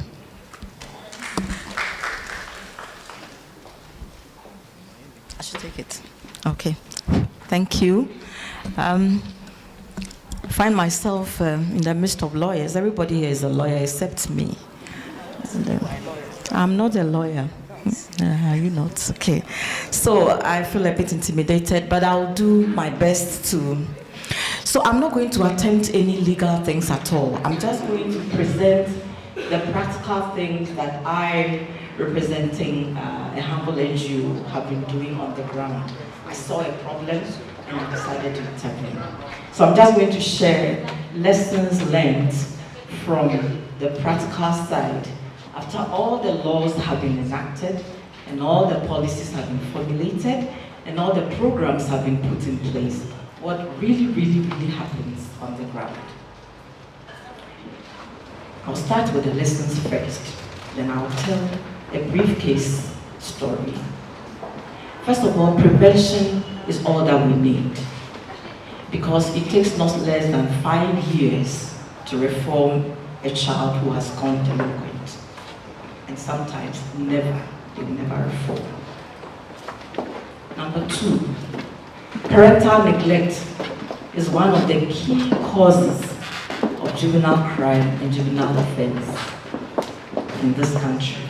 At least within the program that we run, that is what we have learned. Lesson number 2. If you go to DOPSU, you will see that non-maintenance of children every year is increasing astronomically, exponentially. 2002, thereabout, if you take that some trend, up to 2010, what I saw was non-maintenance cases just increasing exponentially like that. And so even if you have 6,000 cases of non-maintenance, this is where they have been reporting on it. Others have not been reported at all, because you realize that some places, they don't even report non-maintenance because it will destroy the family. So the reported cases, if you get 6,000 women going to report that their partners are not helping them to take care of their children, and each of these women had 3 children, that's 3 times 6,000, which is 18,000 children not taken care of within a space of 4 years, 5 years, 10 years. So that is it. So parental neglect is very key. Number 3, dropping out of school. When a child drops out of school, because schooling is for the child at that time. So when the child drops out of school, your guess is anything. If they are girls, it's even gendered. The consequences are gendered. Girls will go into prostitution, and the boys will go into crime. Very neatly lined. And then we don't have, as a country, any structured program to help children who come out of incarceration. We have the arrest, the prosecution, the trial, the incarceration, and then they are released. What happens? There's nothing really there to keep them. And so it's like it becomes a cycle. Those who go into crime again, there's high recidivism, they end up in Nsawam, and some of them are shot and killed. Some of our boys are gone already.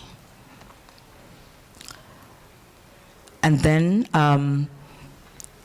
the rehab package, the rehab program that is at the correctional centers lays a lot of emphasis on skills development, vocational development, to the neglect of behavior change. And so what we end up doing or having are carpenters who are still rapists. We have masons who are still stealing. We have plumbers who are still armed robbers, and the like. These are but a few of the lessons that we have learned in our practical work on the ground. Now let me tell you the story. We started in 2011, and let me say the boy is Kweku. Very handsome boy, very intelligent, very articulate. So we went for 6 boys, and this boy stood out. And I said, I will make an example out of this boy. That it is possible for a child to change when all the opportunities that they lost are given them. And so I looked at his BEC results, fantastic. He did science. So I also went to every length I could to get him one of the best schools in Accra, in Ghana. And he was put in the boarding school. The housemaster happened to be one of my mates, so he just clicked, said, please take care of this boy for me. His short box was packed to the brim. I said, I will make an example out of this boy. Filled his pockets with money, bought everything that was in the prospectus, put him in the school, introduced him to all the teachers that I knew there, because I happened to be in that school as an old girl, even though it's a boys' school. That time, the sixth form was for girls as well. I won't mention the name of the school, but if you can guess it, that's fine. And so Kweku was put into school, and he was safe. I thought so. Looking back, I realized how naive I was, that I didn't know who a juvenile offender was. I was too naive. And so I'm sure they even used to laugh at me because I was treating them like children. They were not children. So this boy, I gave him everything. Every visiting day, I was there. Like a parent, a real parent I was. PTA meeting, I was there. I didn't know that he had even become worse than when I picked him from Senior Correctional Center. He found the schoolboys too young, and he became like this there. Dead in the night, one night, we had an emergency call from the senior housemaster. Please come and take this boy from the school immediately. What was it? When we went, apart from doing drugs, he was also occultic and had buried blood in the school and was discipling some boys to follow him, and had actually told the boys he could even conjure some money for them. And the boys had followed him, and they had gone to bring this blood from wherever, and the boys were to have given him something they were not doing, so he feared the boys were going to die. And so he ran to the Scripture Union president, told him they should come and pray because he's going to kill some boys in the school because of they had to bring this. To cut a long story short, that was how then the housemaster got to know that something was happening. And the housemaster, knowing me, said, look, in our school regulations, if you practice occultism, you have to be dismissed immediately. So he said, so that he will not be dismissed, and so that the headmaster will not think that I have covered him, please come and take this boy from the boarding house immediately, because my job is on the line. Where am I taking this occultic boy, whom I'm already afraid of. God was good. We had just acquired a fairly big office with 2 extra rooms. So plus his mattress and chow box and everything into that corner. Said, this is where you will be because I want you to finish school. You are so good. Talked to him. And so he was in that room for 3 years going to school. Give him pocket money. He go to school.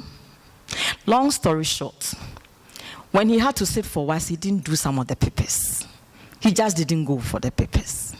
First of all, he changed the class that he was giving. He was giving science. He stopped. He didn't even tell me. Was doing arts, wouldn't go to classes. Was threatening some of the boys using WhatsApp that he's. I mean, all kinds of things. I can't narrate all. Once he went and colluded with somebody, the person beat him up so that he has stolen. This man came saying that he has stolen so much, we paid. It was a lie.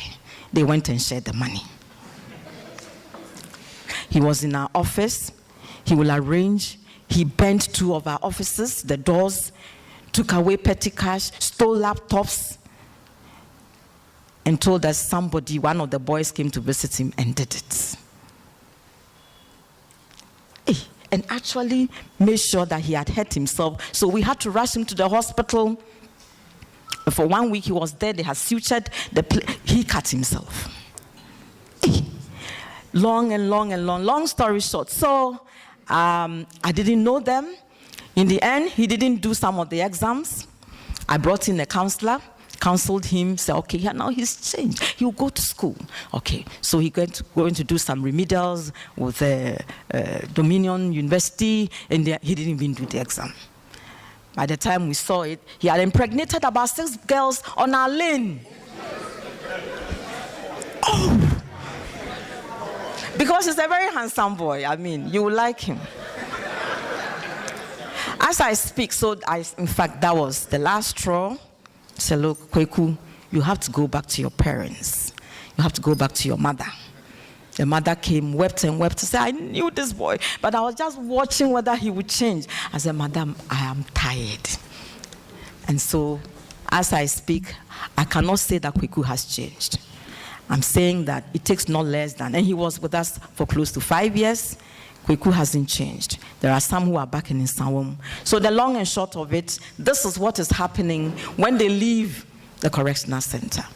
And so there's the need for some stronger rehabilitation programs, and that is why we have introduced behavior change therapy at the correctional center right now, and it's being rolled out. The first cohort is yet to come out, and we'll see whether there has been a change. Prevention, nothing else, because you cannot change them. You cannot guarantee that they will change. Thank you. All of what I've heard makes me think of a verse in the Bible that says, what then shall we say to these things? I will look just very briefly at the institutional issues that we're dealing with when it comes to juveniles and children, and then give us something to think about. I'm just glad that Kweku is one. I'm sure there might be a corresponding good story somewhere out there, so we don't lose hope. When children in Ghana fell under the institution called the Commission on Children, I think they did better. I'm going to be controversial, but let me do that. Since we I don't know whether to use the word amalgamated. Since we brought gender, children, social protection together, and when you take gender, you're looking at women's empowerment and gender equality. You take children, you're looking at survival, participation, protection, development. You take social protection, you're looking at anything between the mentally ill all the way to issues of poverty, we set up a ministry to fail. And that's exactly what I'm seeing. All these things that we are talking about, they need something that is looking at what is happening in every one of those sectors to ensure that the efforts are not just going down the drain. Honestly, I wouldn't be surprised that on my 65th birthday, I'll be sitting here, saying the same things. Why? Because all of the efforts that have been done before, whether by policy, by law, by programs, by community-based efforts, and so on, sometimes seem never to have happened when it comes to children. So one of the proposals that I want to make is that whether we're looking at juvenile justice or we're looking at children's protection, survival and development, streetism, and all of those things, it is time to delink children from gender and even social protection. Gender issues are equality issues. Children's issues have more to do with protection, welfare, best interests. You put them together, one is likely to suffer. In fact, in this case, they are all suffering. With a ministry that is Hydra-headed, with very little money, totally donor dependent in a sense, because GOG is very little. And they carry the country, practically speaking. How are they going to mainstream gender and mainstream children? I don't see how that's possible. So my thing is that even though we're looking at juvenile justice, I think it might be worth thinking about going back and augmenting our old Children's Commission, whether it will run under the presidency or it will stand on its own to look at children in its entirety for Ghana. That will be my proposal. People may disagree with me, but this is what I have watched the scene and I see it's not working. It's just not working. The second thing that I have has to do with psychosocial support for children. That will come from parents, that will come from the community, that will come from professionals. Again, the big issue of coordination still comes in at this point. So if we have professionals and we have the community aspects of the work and we have parental aspects of the work, and we still don't have something that is looking at what is happening at the nexus of this work when it comes to psychosocial support, we will be back in trouble. I don't think the West has better systems than us. They are just a little more organized. That's it. They are just a little more organized. And that's what I'm looking at. It doesn't mean we'll solve the problems of our children, whether in juvenile justice issues or child protection problem. No, not at all.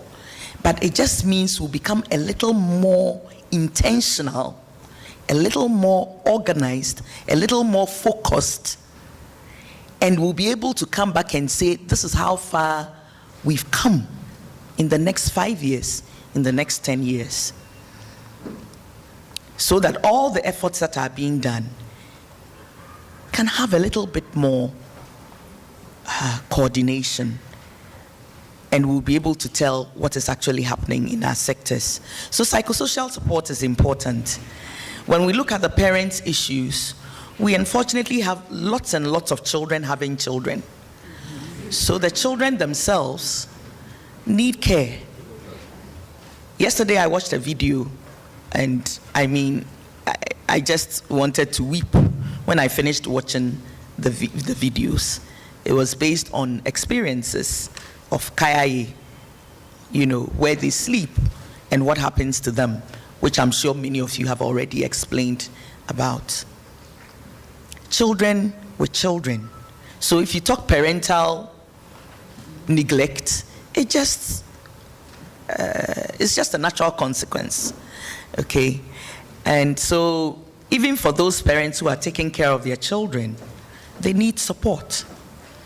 And all of these things appear to be absent or there, but because we live in a largely uncoordinated system, people don't even know who is doing what where. We don't know who is doing what where.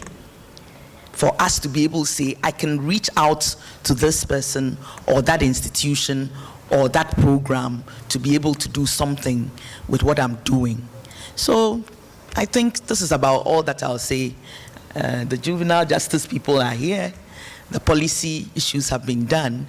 But I think if we don't do something critical about our oversight institution, we'll come back in 10 years and it will seem as if nothing has happened. Thank you. Thank you.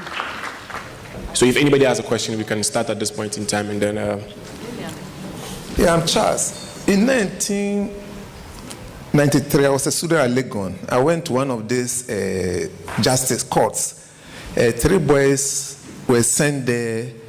I was there just because we were on a work study, but not as a participant or I beg your pardon. There were no parents there. And I was wondering, until somebody mentioned that parents were not there. Then my question goes to the law brains or the legal brains. Is there any way we can compel parents to come to this court during the hearings? Because I was surprised I didn't see any parents there, but judgment was given. Thank you. Yes, I thank you for the question. The policy requires that the parents must be there, but there's an issue of implementation in that, legally speaking, how will you compel a parent to be there who is not a party to the matter? So the matter is between the Republic and the juvenile, and the parent is not a party to it. So if the parent refuses to come to court, by extension, it will be very difficult to hold the parent liable in any sense. So yes, as a matter of policy, it is there that at every stage of the trial, the parents must avail themselves or must be part of the process. So from arrest to investigation to trial, yes. But at the time of judgment and pronouncement, it will be an issue to make it mandatory that the parents must be there. In that, if you make it mandatory, what it will mean is that if the parents are absent, then it means that you cannot proceed with judgment. And that will have a serious indictment on the case. So yes, as a matter of policy, it is there, but to make it something that is legally mandatory, I find it a bit difficult in doing so. Thank you. Yeah, just to make a quick submission in respect of that, the parents, from my own research, the parents are simply not there. So even if legally, there is the provision that parents should be present, they are not there. You can't find them. As I mentioned, from very early ages, these children are disengaged from their parents. They move from aunties, uncles, grandmothers, and give yourself how many years? 12, 13 years. These parents, you don't even find them. You don't know where they are. So if it's obligatory by virtue of the law that parents should be present, the question is, where are the parents? They are not there. And that's one area I focused on in one of my papers, implementation gaps, for children in conflict with the law. The fact that most of our laws, conventions, are presumed on the fact that there is parental support right through from the time that the child gets in conflict with the law through until the child is committed. And yet, in practice, the parents are not there. And this challenge, becomes clearly even more evident when the children are discharged, from committal. Where do they go? Parents are not there, so they don't go to their parents. They go elsewhere. And I'm sure Mrs. Saba, would certainly agree with me in that respect. But I wanted quickly to make an input in respect of what Mrs. Saba shared earlier on, just before we left, on the fact that the experiences in terms of occultism and the spiritual experiences, these experiences are not peculiar to the example of Kweku she cited only. They cut across. Almost each child you speak to at some point resorted to or has to resort to some occultic, practice. And they are very brilliant, very intelligent, and they are hardened because right from age 3 or 4, they live by themselves. And they look at all kinds of survival strategies that make them very resilient and robust. Thank you. Okay, I have a question. I have a question on the review. You mentioned that you were actually reviewing some of the laws, the Children's Act and all. So I have a question on methodology and how are you going about reviewing these Children's Acts so that it doesn't really, because I have actually looked at the Ghanaian Children's Act and then the British Children's Act, and I feel like it's very similar. So how are you going about the review so that the products that you come up with are more representative of the situations that we have here? So how are you going about the review? Okay, thank you. The review process has been done or is being done in light of the policy, in that we've taken the policy into consideration and we've tailored the review process in line with that to achieve the overriding purpose of what the policy is. Now, to ensure that the review reflects the policy, we've undertaken consultations where we have engaged stakeholders, individuals who are involved in taking care of children, to solicit their views. So we've engaged with children. We have engaged with people from the prison service. We've engaged judges. We've engaged other NGOs to ensure that on each issue that we are going to implement or review, they have a say as to how it should be done.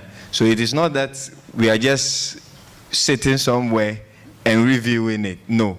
But we came out with a DEX review. The DEX review was to identify the gaps, the prevailing gaps in our laws. And how do we remedy those gaps? In doing so, how do we remedy it, having in mind what the guiding policy is so far as children are concerned? So that is the process that we have engaged so far. Maybe if I could add, I think I indicated that the policy, the ministry's policy, Ministry of Gender's policy, Ministry of Gender and Children's and Social Protection's policy, it was informed by research that was actually undertaking, qualitative research all over the country, which made recommendations. And within the reports, there were proposals for law reform. And in the policy, it was further analyzed, lots of consultations and actual changes that are required were also made. So there's a lot of information. If you get a copy of the policy itself, document itself, a lot is outlined. And then on the first question, I just wanted to add that usually when a child is arrested, the social welfare is supposed to undertake a social inquiry report. Okay? That's the first thing. If a police arrests a child, the child is either taken to a police station or whatever, the first thing is to contact social welfare to go to that child's home or wherever the child comes from. A social inquiry report is prepared, so it will indicate the parents or whoever is in local parentis, etc. So I believe that in some of the review, if once that information is there, the court can actually issue an order that the parents should come to the courts or whatever. So there could be ways found around it. But it also requires a lot of advocacy to let parents know that when children are in conflict with the law, parental support is very key. Children are also accompanied by what we call probation officers. They are from social welfare. They've been trained. So even if the parent is not around, the social worker who is responsible for that child, who's like a trained probation officer, is usually around the child if the parents are not there to guide the process. Anybody? Okay, Joe has one more question. There's a question. Okay. Yeah, it's a small one. It's okay. Yeah, actually, it's sort of speaking to the point that you raised and what other panelists think about it in terms of the institutional organization. I strongly feel that sometimes the placement or the misplacement of departments with certain ministries also result in the challenges or the difficulties that they face. So given the experiences of those on the panel, do you think that the fact that issue of child protection is scattered across so many ministries, in theory it makes a whole lot of sense, but the issue of coordination is just never achieved? Is it about time that we started looking at placing departments at the right places, or sort of laying emphasis rather on the coordination side of things? So any of you? Since I have the mic, I will. It's not one without the other. In fact, the comment I was going to make just before you came in is that Ghana has a real problem with policy coherence and coordination. And when you talk to people in ministries and so on, they'll tell you that's one of our problems. But why it continues to remain a problem is what sometimes beats our imagination a bit. Okay, so let's say if a country is thinking ahead in its planning processes, a lot of things are plugged into the planning process, and then it's monitored in a way so that you can achieve it in the end, okay? And it's informed by what is going on at the ground level. I'm talking about ideally speaking. So take the national identification card processes and all of these things, and take the issues that we have around NHIS, birth registration. What else is in the pipeline?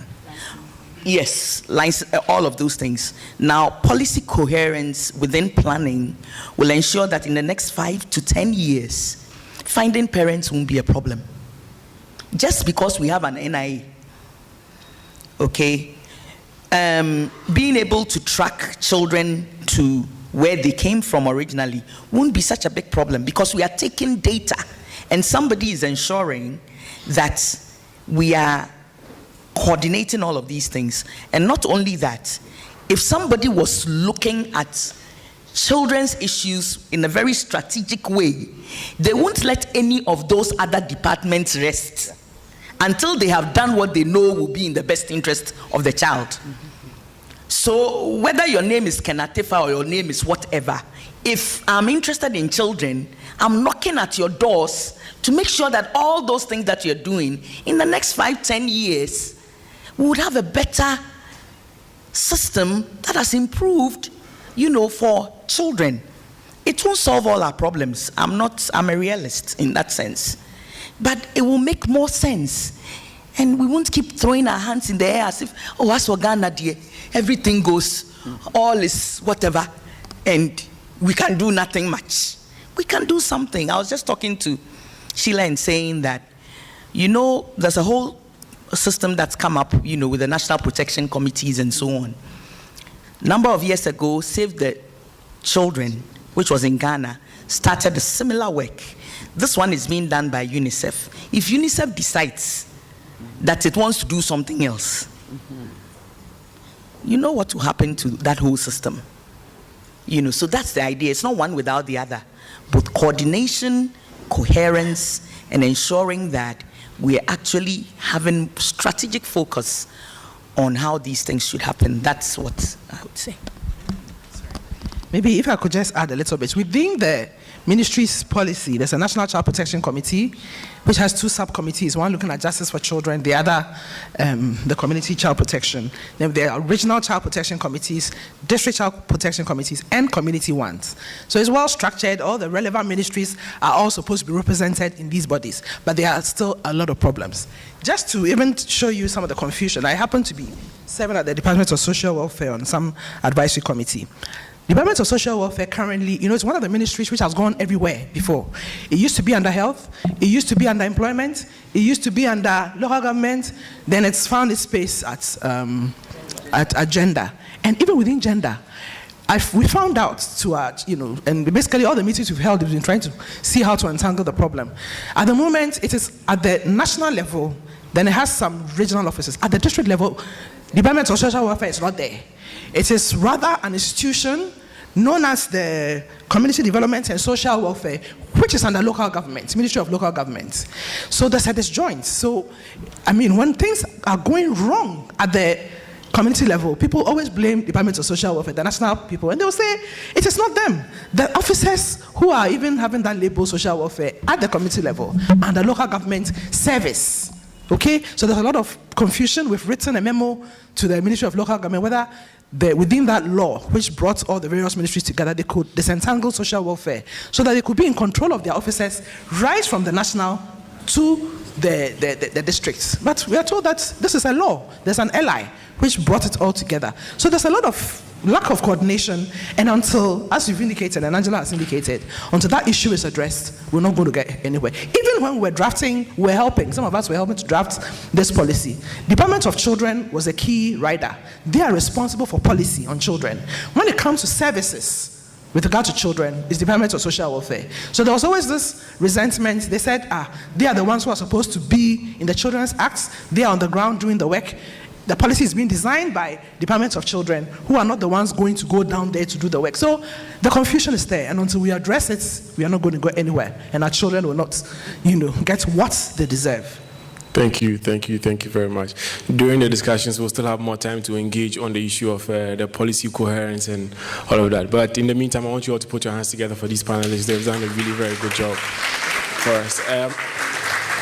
I'm afraid this is all that time will allow for the meantime. I'd like to invite Dr. Leslie Kesley-Hayford to take us through the most significant change stories. Please put your hands. Wow, what a powerhouse. This is an amazing powerhouse, and we are so happy to be presenting to you today. I'm representing Associates for Change, and thank you, PDA, for getting this powerhouse together. When I look around the room and I listen to all the panelists and the speakers, there's so much clarity of what is happening in the country. And we have to move forward, and we have to move forward. I've been able to live in Ghana for 24 years, married to a Ghanaian, have 2 children from Ghana, and I experience every day the points in which these panelists have been raising. The foundation of all community life is the family. Inside or outside, children are born into that family.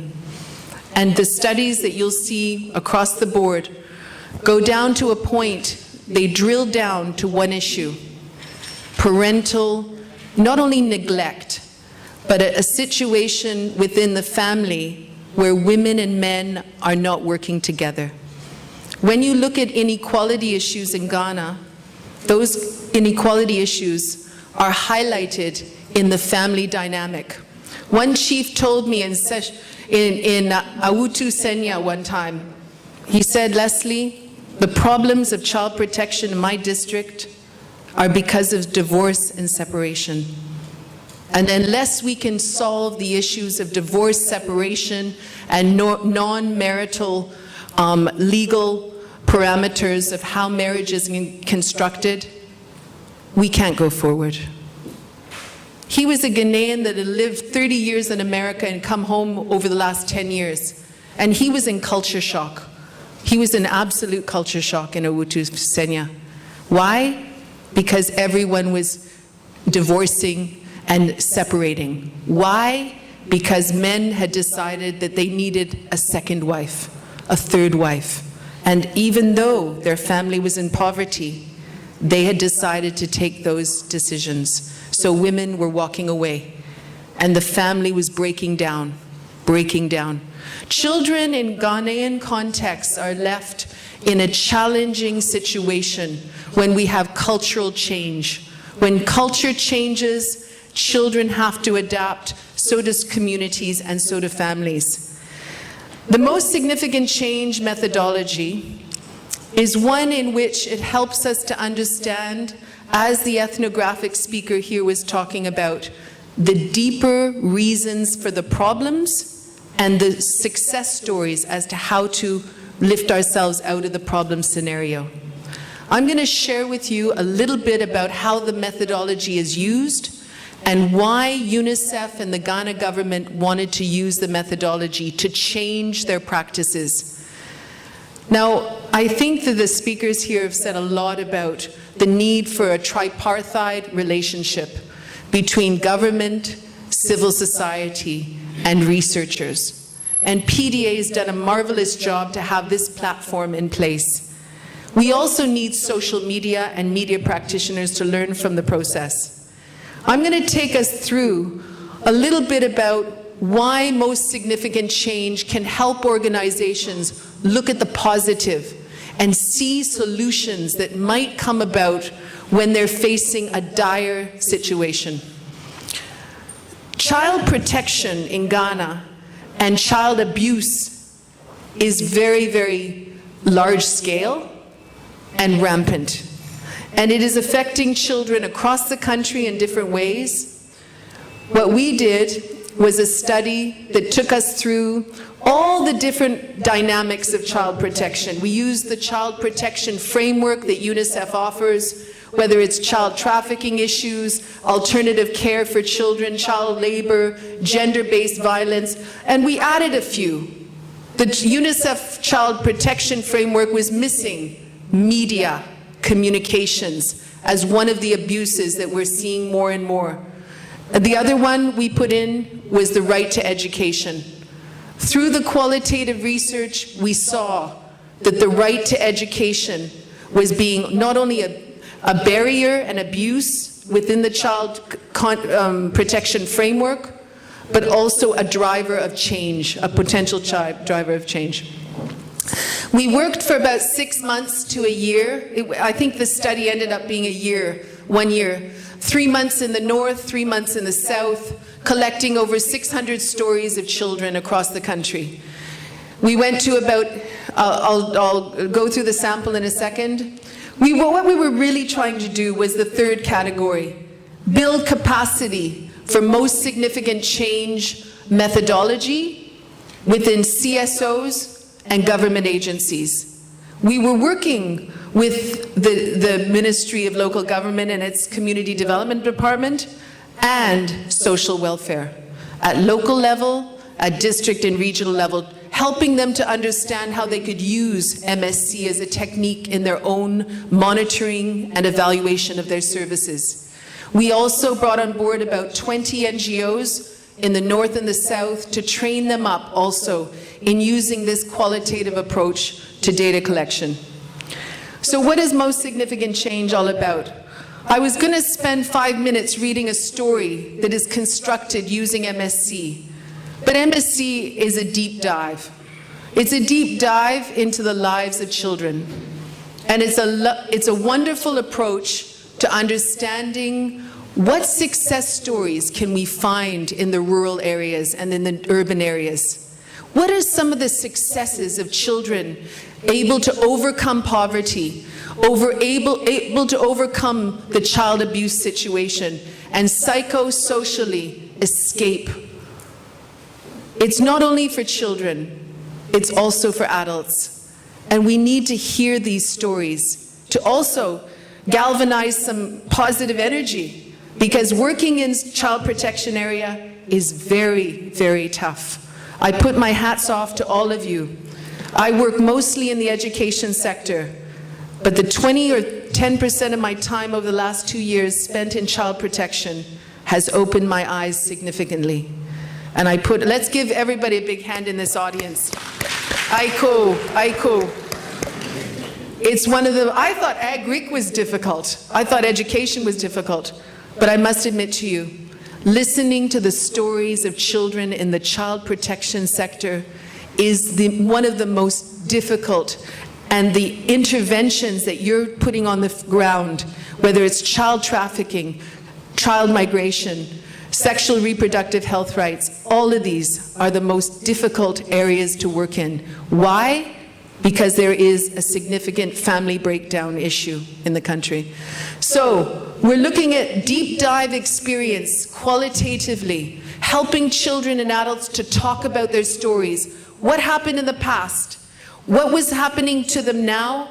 And what was the intervention that they saw as being important for them to help themselves and help their families?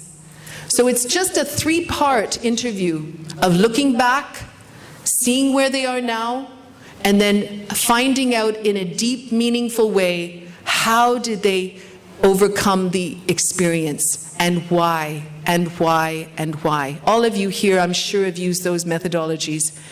So MSC helps the institution. If you're working for an NGO, if you're working for a government agency, those stories ring true. And so what we did was collaborate with the Department of Community Development to understand their strengths and their weaknesses through the stories of these 600 children and adults. I won't go through the key steps, but this is on our website. Most significant change stories, you don't only collect them, but with the partners that you're involved with, you select the most significant change.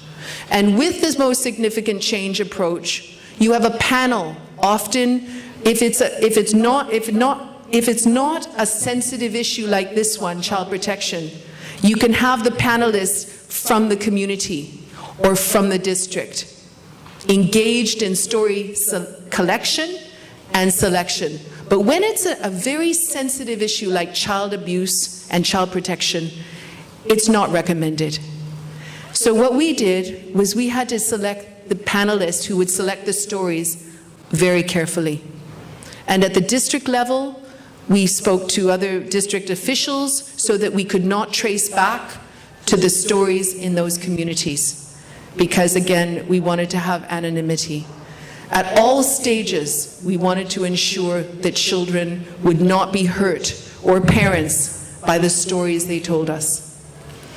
So you have a data collection stage and you have a data selection stage. It's a story process, so you come back and later on you analyze those stories qualitatively and you do a light touch quantitative analysis. And I really mean light touch. I'm not going to go through the details of the light touch, but I'd like to focus a little more on how the qualitative analysis helps us as organizations begin to understand the strategies that are most effective. As you can see, in our MSc process, we had a southern sample and a northern sample across 5 regions and 10 districts in the end, and 100 communities collecting around 600 stories. Here are some of the areas we went to in the northern, the Greater Accra, Central, Volta. Each have peculiar problems of child protection, but some of the real deep-seated reasoning behind it is the same. Whether you're in Owutu Senya or North Tong or Boku West, there's particular problems of child protection and abuse in those areas because of the context. We all know those contexts.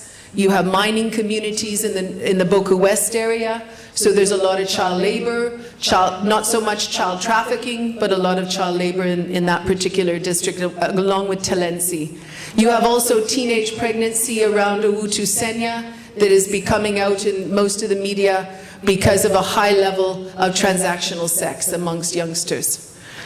Sampling, I won't go into it, but this is reasons why we sampled in these areas. Particularly, we were looking at trying to engage with CSOs who are doing something at the grassroots. And it's not easy to find.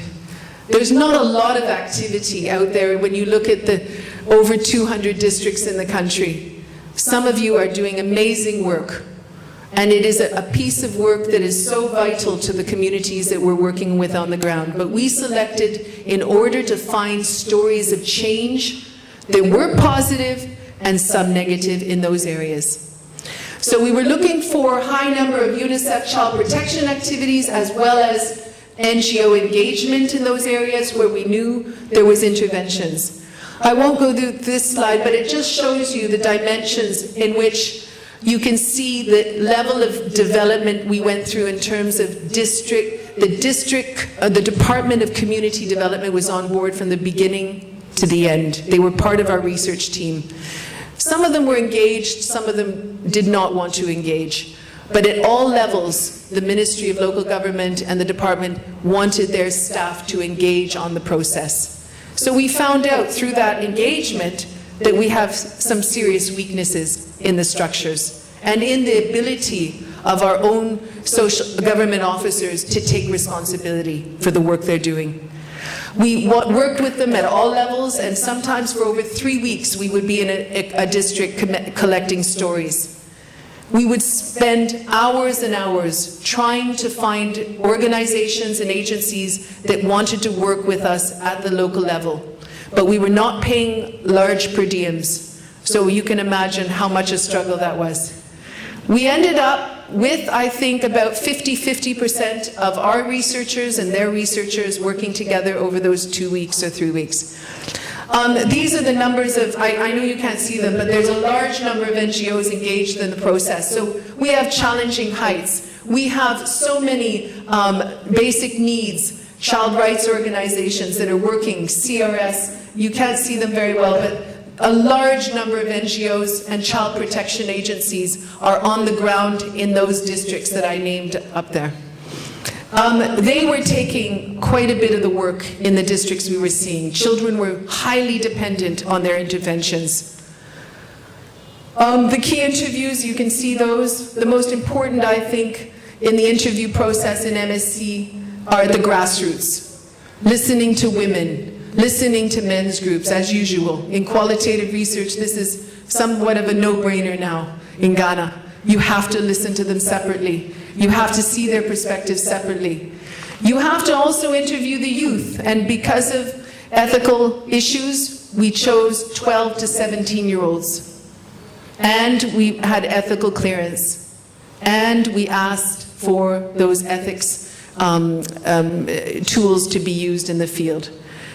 12 to 17-year-olds brought their stories out in places of safety, in places where they could speak. And then the men's and women's groups as well. After the selection, as I mentioned, after the collection of stories, there's a selection process, and here are some of the parameters that we used in selecting the stories, and these are based on consultations with the district offices, with the district NGOs that were not engaged in the selection.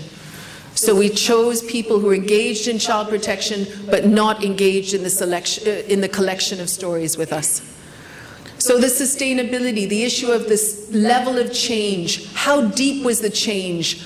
How important was the change? What did it reflect the issues and impact around the districts we were working with with change agents? Those were the stories that came to the top of our list, and we selected out the most significant change stories in each district and across each region. So you can have a look at those. They've all been anonymized. They're all available. We have a fairly extensive, in-depth piece of research that was done to qualitatively analyze the stories, the 600 stories, and it's on our web. So we'll give you our website in a minute. I won't go through in detail, but the light touch analysis showed in northern and southern Ghana, where we got about 60% of the stories coming out in the south and 40% in the north.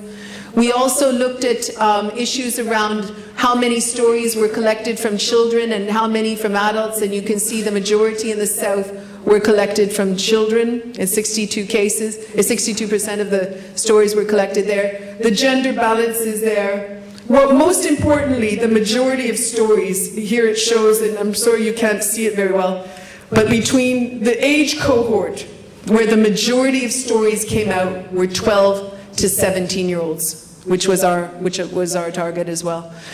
This is just an analysis across the district. This is the most important.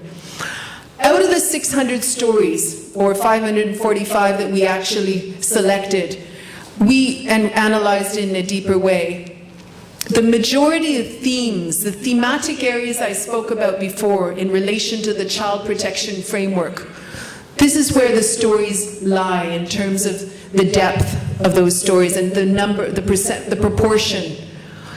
The majority of stories collected related to child labor and sexual reproductive health rights, child migration and trafficking, and the rights to education. Those are in the red highlight. The other stories that were not as prominent across the 600 were cases of exposure to negative media, empowerment, livelihoods, and voice, children in conflict with the law, and delinquency in that. Less stories were collected as well related to birth registration.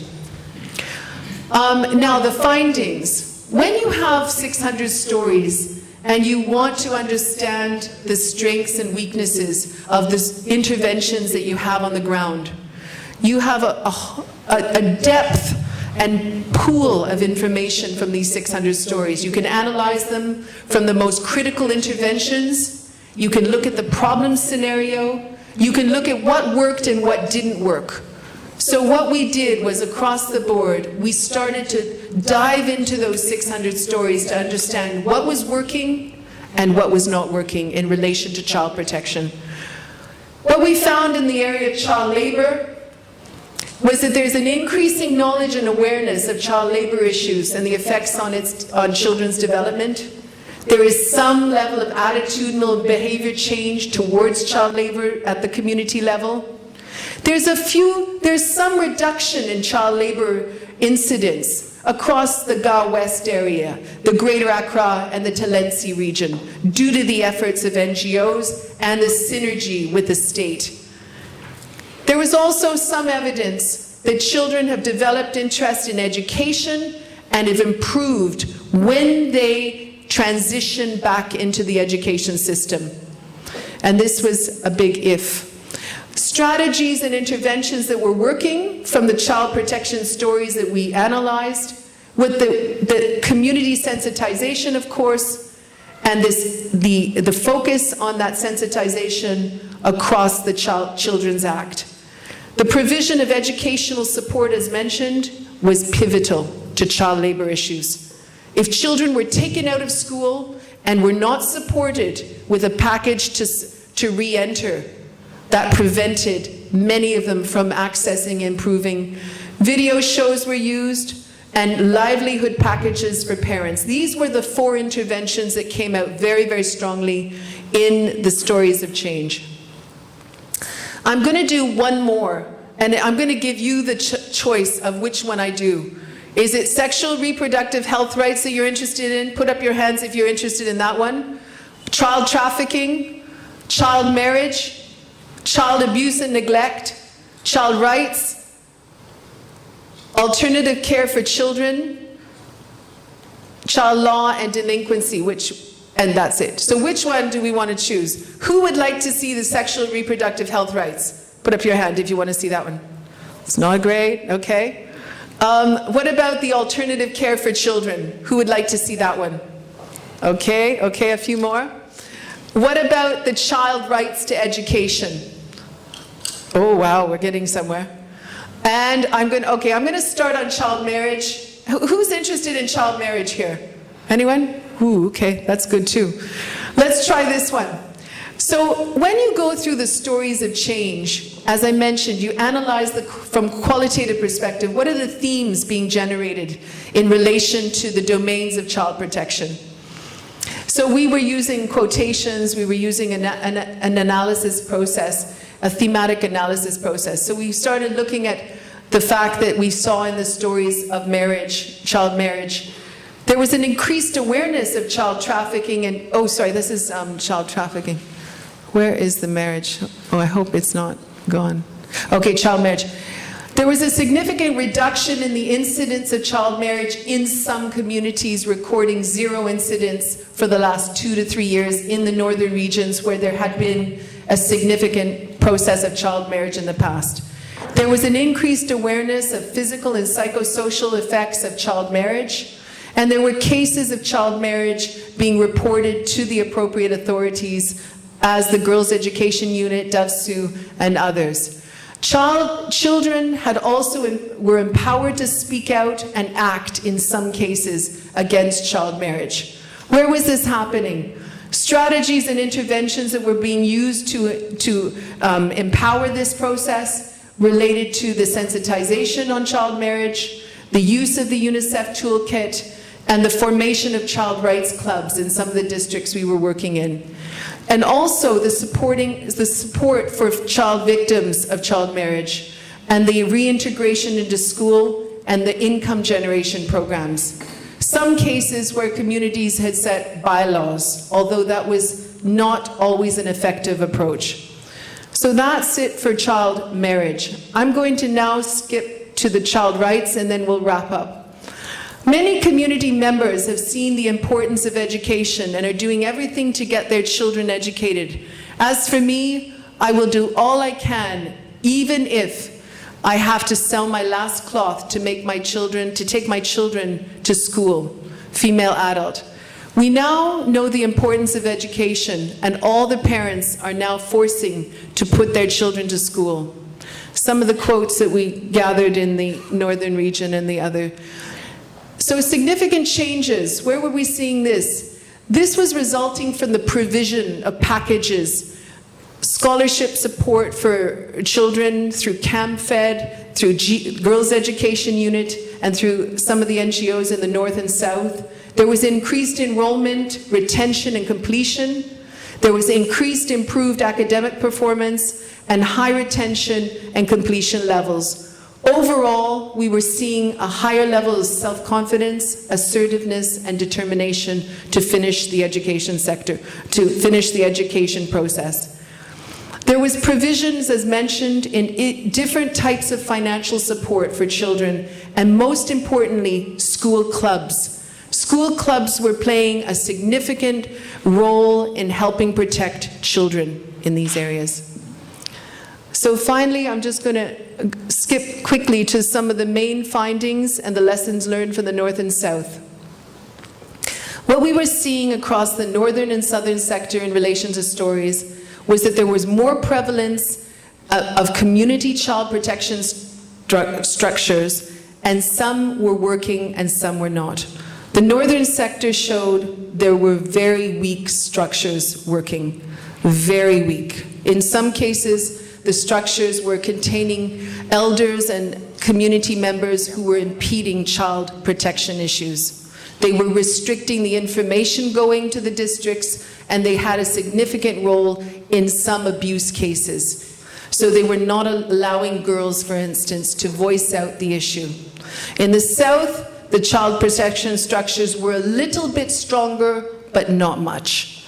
And when I talk about child protection structures, I'm talking about the child rights committees that were set up by different NGOs in collaboration with government. In some cases, these are fully driven by non-governmental organizations. In some cases, the government has some impact on those child protection structures at the community level. At the district level, it was also very clear from the study that the district structures were very weak, whether it was north or whether it was south. And I think we all know the reasons. Sitting allowances, as we know. And so I don't want to go into those factors too deeply. Now, there was a high incidence of teenage pregnancy, and we all know those reasons. Parental neglect, teenage mentoring and coaching was weak in the communities, and there was a poverty issue behind that as well. Child trafficking was very clearly on the rise. In many, many cases in the South, it became evident that in some of the communities there is a fairly large problem in child trafficking. Child marriage was found, as I mentioned before, in the north, and then there was school-based interventions were coming about in both areas. What were the factors facilitating the change that we saw in the stories?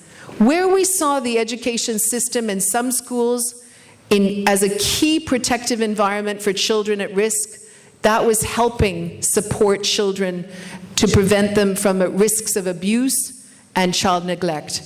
There was also, in cases where there was cooperation between chiefs, traditional and opinion leaders, we also saw some short-term success.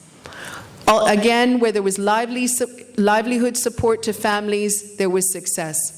And where we saw direct intervention for rescue, rehabilitation, and integration of children, we saw success.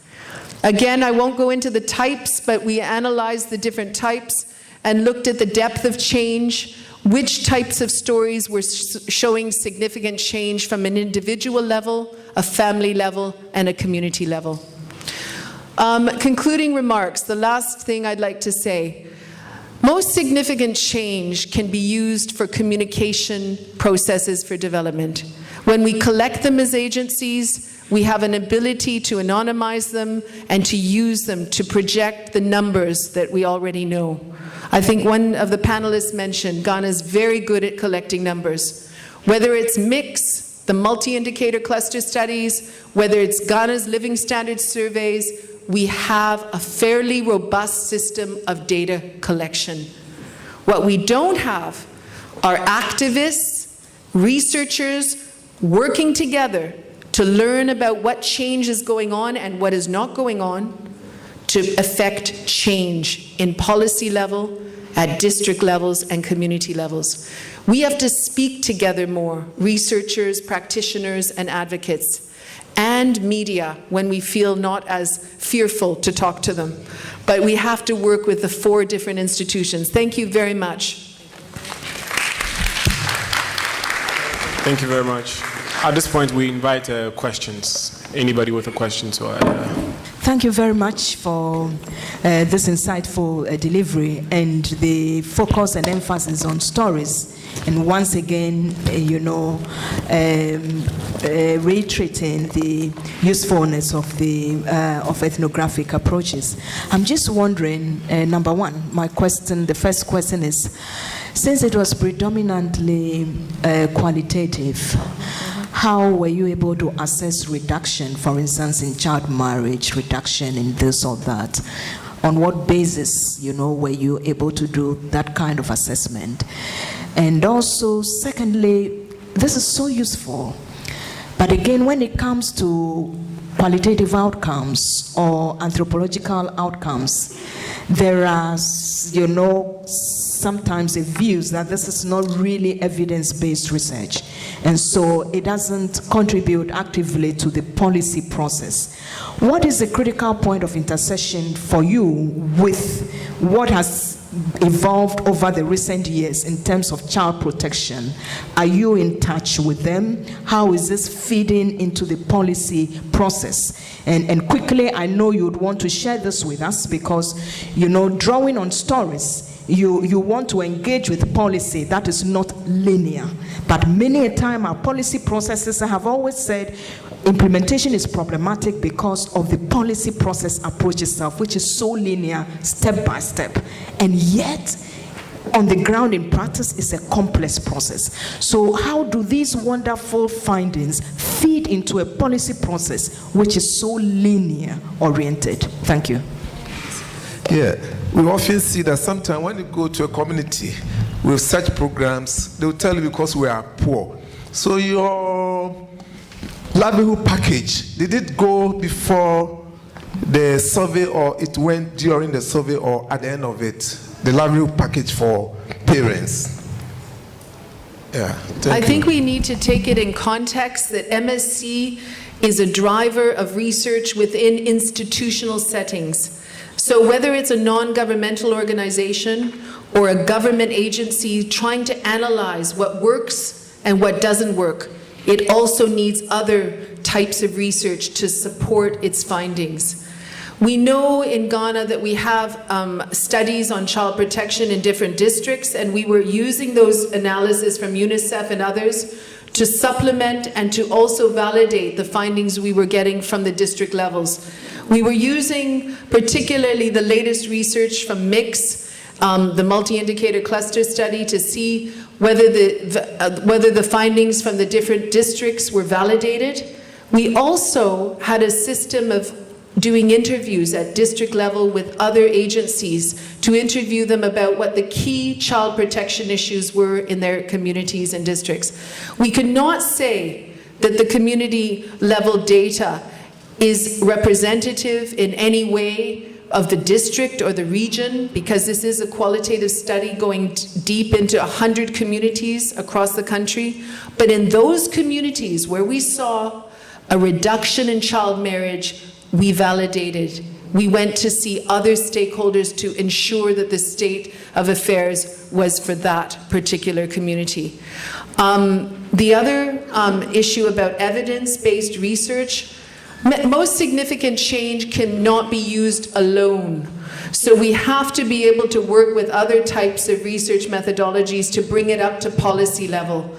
But what we can say is that the policymakers on board our teams are often for the first time listening to stories of change. And that in itself, the process of bringing policymakers that are senior officials from districts and regions out to collect stories and move through the process of most significant change changes their perspective on what's going on in Ghana. And I think that's one of the only ways we can start looking at this, because there's quite a bit of paper generated in research, but not a lot of policy change. What we need are techniques like this that will help us engage with policymakers at the community levels when we're working with them. And the last one about the package. The package, now that's an interesting one about livelihoods. We know that within the context of the delivery of interventions like scholarships or incentive packages for livelihoods, a lot of work has to go on with awareness creation and workshops with parents and the target group. So in this case, there were a lot of capacity building programs with women and with children who would receive the packages before they were given the packages. And so if it was a livelihood package to parents, it could have been something similar to the LEAP program where they were receiving some income generation support, and it came along with training and capacity building. With children, it was often within the context of a club where the club was given support as well as the individual child.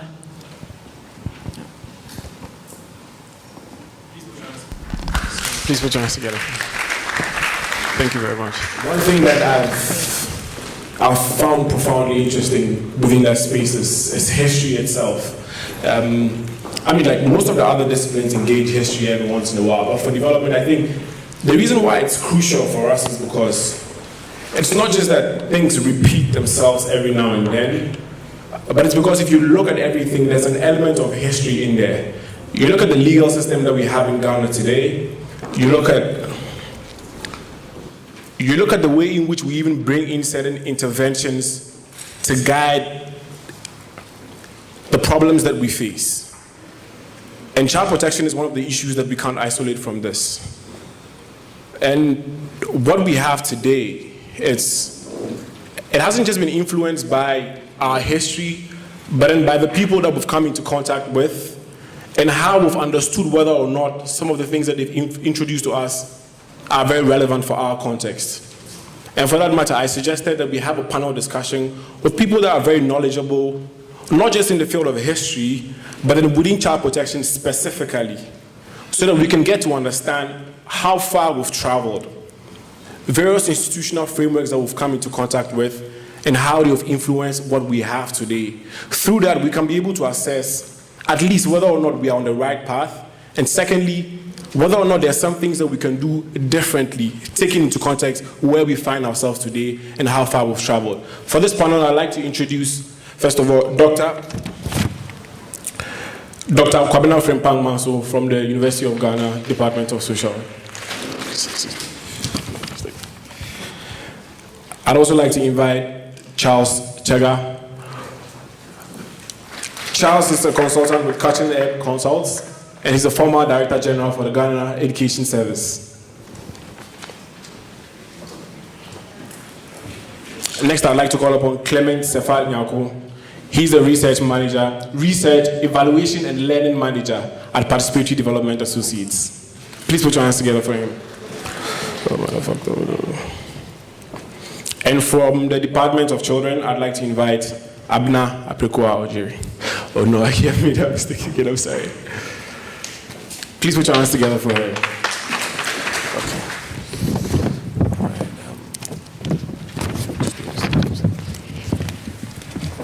So, Doc, I'll begin with you. Right. I want you to give us a brief overview of what the child protection looked like. What the child protection, not just child protection, but in child welfare as well. What did it look like before the advent of colonization? Just give us a brief overview in a minute or two. Okay, so basically, child welfare, child protection was undertaken by the family, the extended family. And our way of life itself made it easier. So, one, our housing, the compound houses that we had made it easier for different generations to take care of children. So if the mother was not there, there were other relatives in the home that could take care of children. And it extended into the community because the concept was that the child was not only there for the biological parents, but for the community as a whole, with the concept of it takes a village to raise a child. So it was more based on the family, the community, the clan, and the system was very informal. So we had different types of fostering. For example, crisis fostering, alliance fostering. Children could be sent to other relatives to get training. Wealthier relatives took in other children from poor relatives to give them an education, and so on and so forth. So basically it was being undertaken by the family and the community. In some communities, queen mothers and others took in orphan children and so on and so forth. So it was basically a community, family kind of system that was informally arranged. Just to build on that, what made it mandatory for me to care for somebody else's child? Well, it was based on the values of altruism. We also believed in reincarnation, so we believed that the children were reincarnated, and so in some communities they were called grandpa and grandma, and people also believed that if you didn't take care of those children, dead ancestors would deal with you. So they had this sense of obligation, and it was also a way of insurance, because you were taking care of those children to take care, so that they could take care of you. Because we had adages that I'll take care of you for your teeth to grow, you take care of me for my teeth to go off. So we felt that sense of reciprocity and responsibility towards each other. Okay, then just to build on that quickly, did that serve the purpose at the time? Well, I won't say there weren't abuses. I won't say children didn't have any problems. But I felt that it wasn't to this extent, because if your parents were sick or were dead and so on and so forth, there were other people to take care of you. So though there were problems, we had our mechanisms of taking care of children who needed care. You know, so I would say for our purposes it worked. Charles, do you have anything to say with regards to the... Yeah, well, I think Doc has said a lot of the issues, but it's important to underscore the point that when you begin to look at the foundations of child protection, you would see that within the Ghanaian context, this has been an integral part of how our societies have actually been structured. So you have the different social structures literally assigning responsibilities to the different groups differently in terms of how they looked at issues relating to child protection. And then above all, you had the traditional authority that served as the local arbiter, and that was why I was so excited about the juvenile justice issues and the fact that there was a recognition. There was a recognition of the community arbitration systems that were designed to ensure that children are protected. But within the big context of the society, you have the traditional authorities now becoming the arbiters in cases where there were deviations in terms of how people dealt with and related with children going forward. Just to build up, I mean, either Clement or Abuna can engage this as well. But what I want to know is, at the time, there wasn't anything like a central government that would come up with like policies or anything of the sort, right? So would you say that these practices that you mentioned, the values of reciprocity, altruism, and so on and so forth, were within all the different ethnic groups, were the practices the same? Did they all hold on to these similar values that made the child protection system within every single, ethnic group the same? Yeah, I think the pre-colonial times were times that societies structured their world in ways that made sense to them. And at a time when societies came into contact with with other cultures outside of them, many things were assimilated that also watered down the value systems. I think if you measure each of these by standards that we have set today, there may be a few abuses here and there, a few downsides, but altogether, I think every society had a vision to replicate itself and to take care of their young ones to become responsible adults and to take over, from them when they are no more. And so the logic behind the raising of children was all in their mind for the good. There were a few ones that, if you want to judge by current standards and knowledge, had issues that you could classify as abuses, and that may not pass the test of modern day child protection. I mean, I get you, but what I want to know is whether or not these practices were the same for all of the cultural groups. Because I mean, the way we put it forward, I think we homogenize the experiences of all of these different ethnic groups, and that's what I want to understand, whether or not there were nuances and that they differed in certain ways. Yeah, I mean, that's the point I'm making, that each society was different in its own right. And depending on which cultural practices existed, some will not pass the test of time and the test of child protection as we understand it today. But altogether, the practices were not the same. That we wouldn't have each society doing A, B, C, D, but the thinking behind how children were raised were for children to take up, responsibilities in future and to replicate society, really. So it's very, very difficult to, maybe your point is not being, I'm not getting it too clearly, but maybe probably I'd let Doc engage that. Yeah, let's hear from Okay, when we went for the snack break on my team, we were discussing what was lost in correcting children.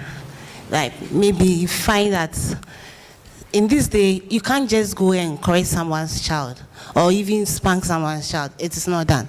But a lady was saying, in their time, when a child is going wrong, somebody can go to that child and say, stop what you are doing, or even correct that child then and then. But in this day, maybe we have lost that kind of value. And in past, it was communal way of living where when somebody's thing is going wrong or is going bad, somebody can just step in and correct it. But in our time today, it's not, we don't find it like that.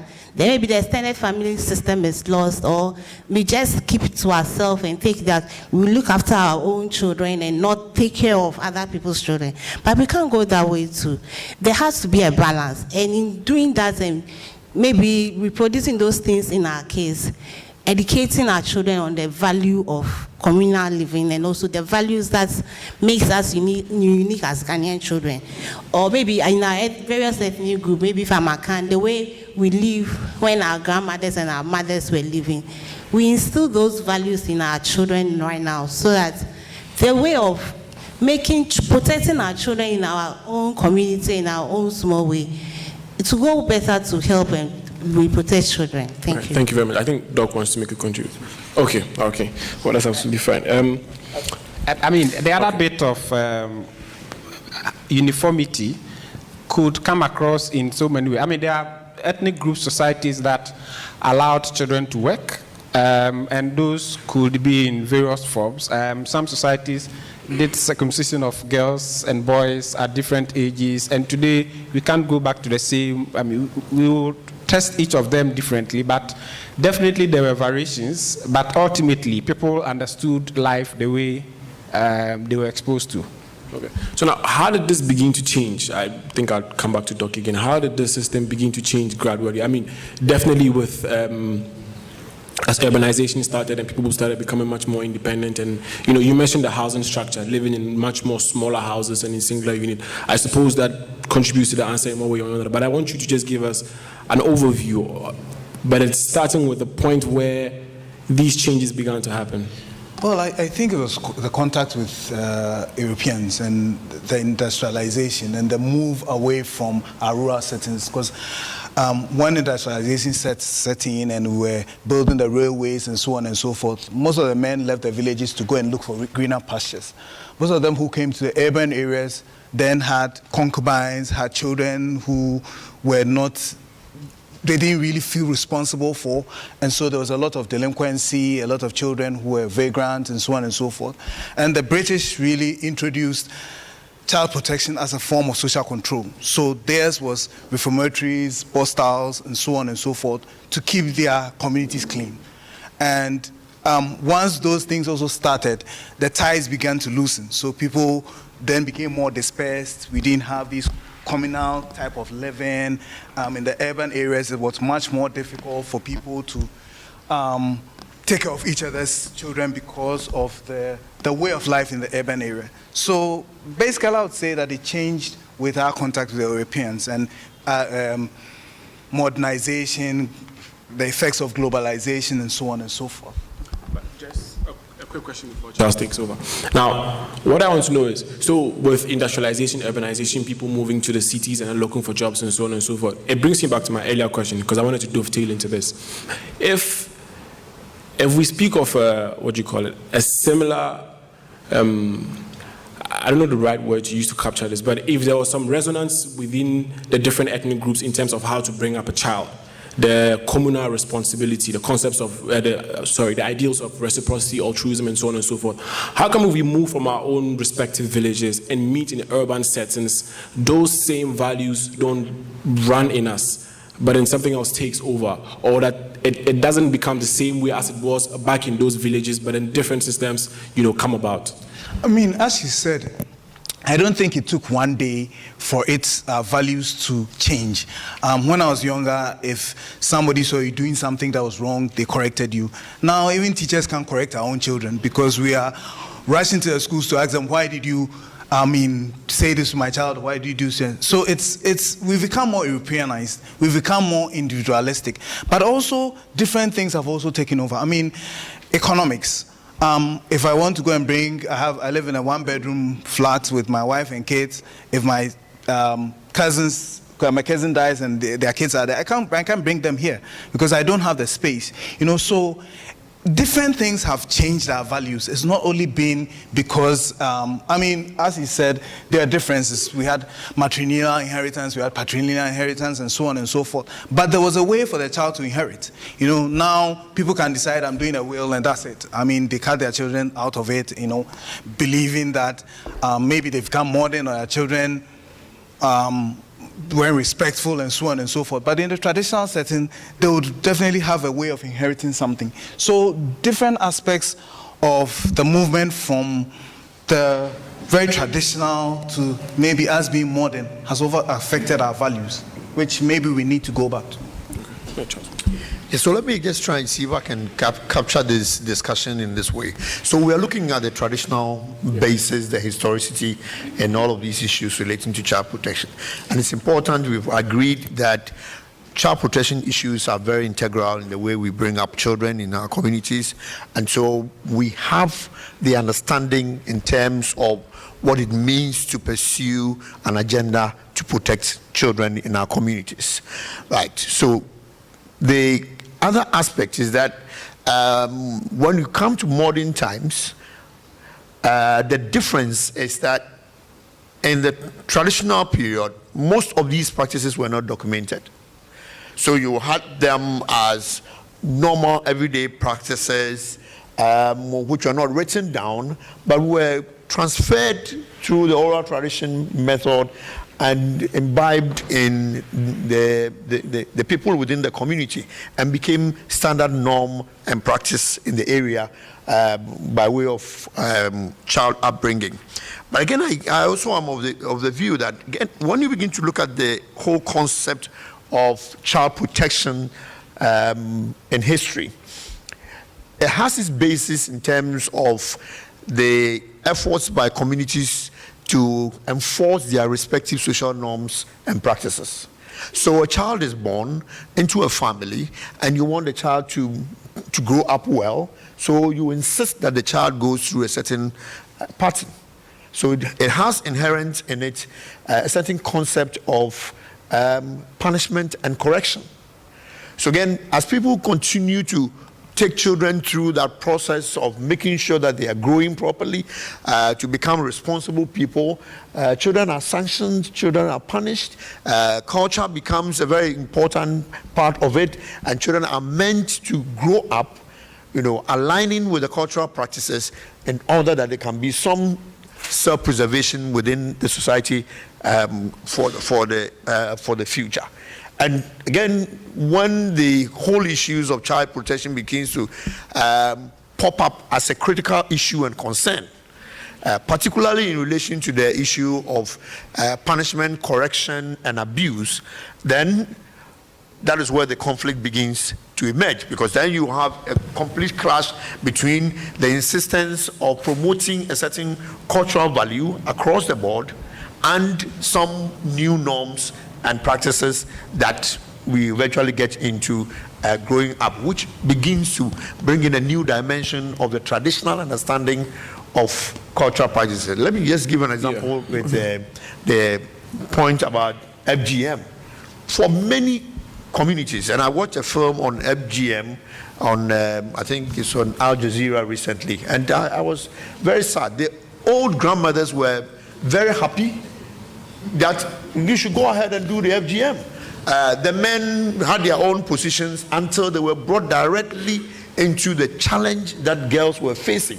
Because no man, will you like to marry a woman who is cut? And the men said, no, I want to marry a woman who is cut. I don't want to marry a woman who is not cut. But they didn't understand it until they came face to face with some of those issues. Then the mentality started changing. So issues of our child protection are a complete clash between modern contemporary thinking and our social best practices that we still want to maintain, and how they affect the way we relate to children. Okay, that's right. Clement, I want to you spoke about how this traditional system was working for them back in the day, but then there are some commentators who have also pointed to the fact that the system of sanctioning per se had a way of stifling the development of children in terms of making them timid and unable to express themselves in certain ways. So putting them side by side with people who grew up in much more liberalized cultures that allowed people to express themselves much more, you realize that they had a lot more confidence than those who grew up within these traditional societies with such sanctioning systems. What do you have to say to that? That brings into question the proper way to raise children, what sanction is appropriate and what's not. The debate is out there, and recently it's been heated up even more. It's very difficult to tell, but at least if you look at best practices and the research that has been done on ways of sanctioning children, obviously you cannot leave children on their own entirely.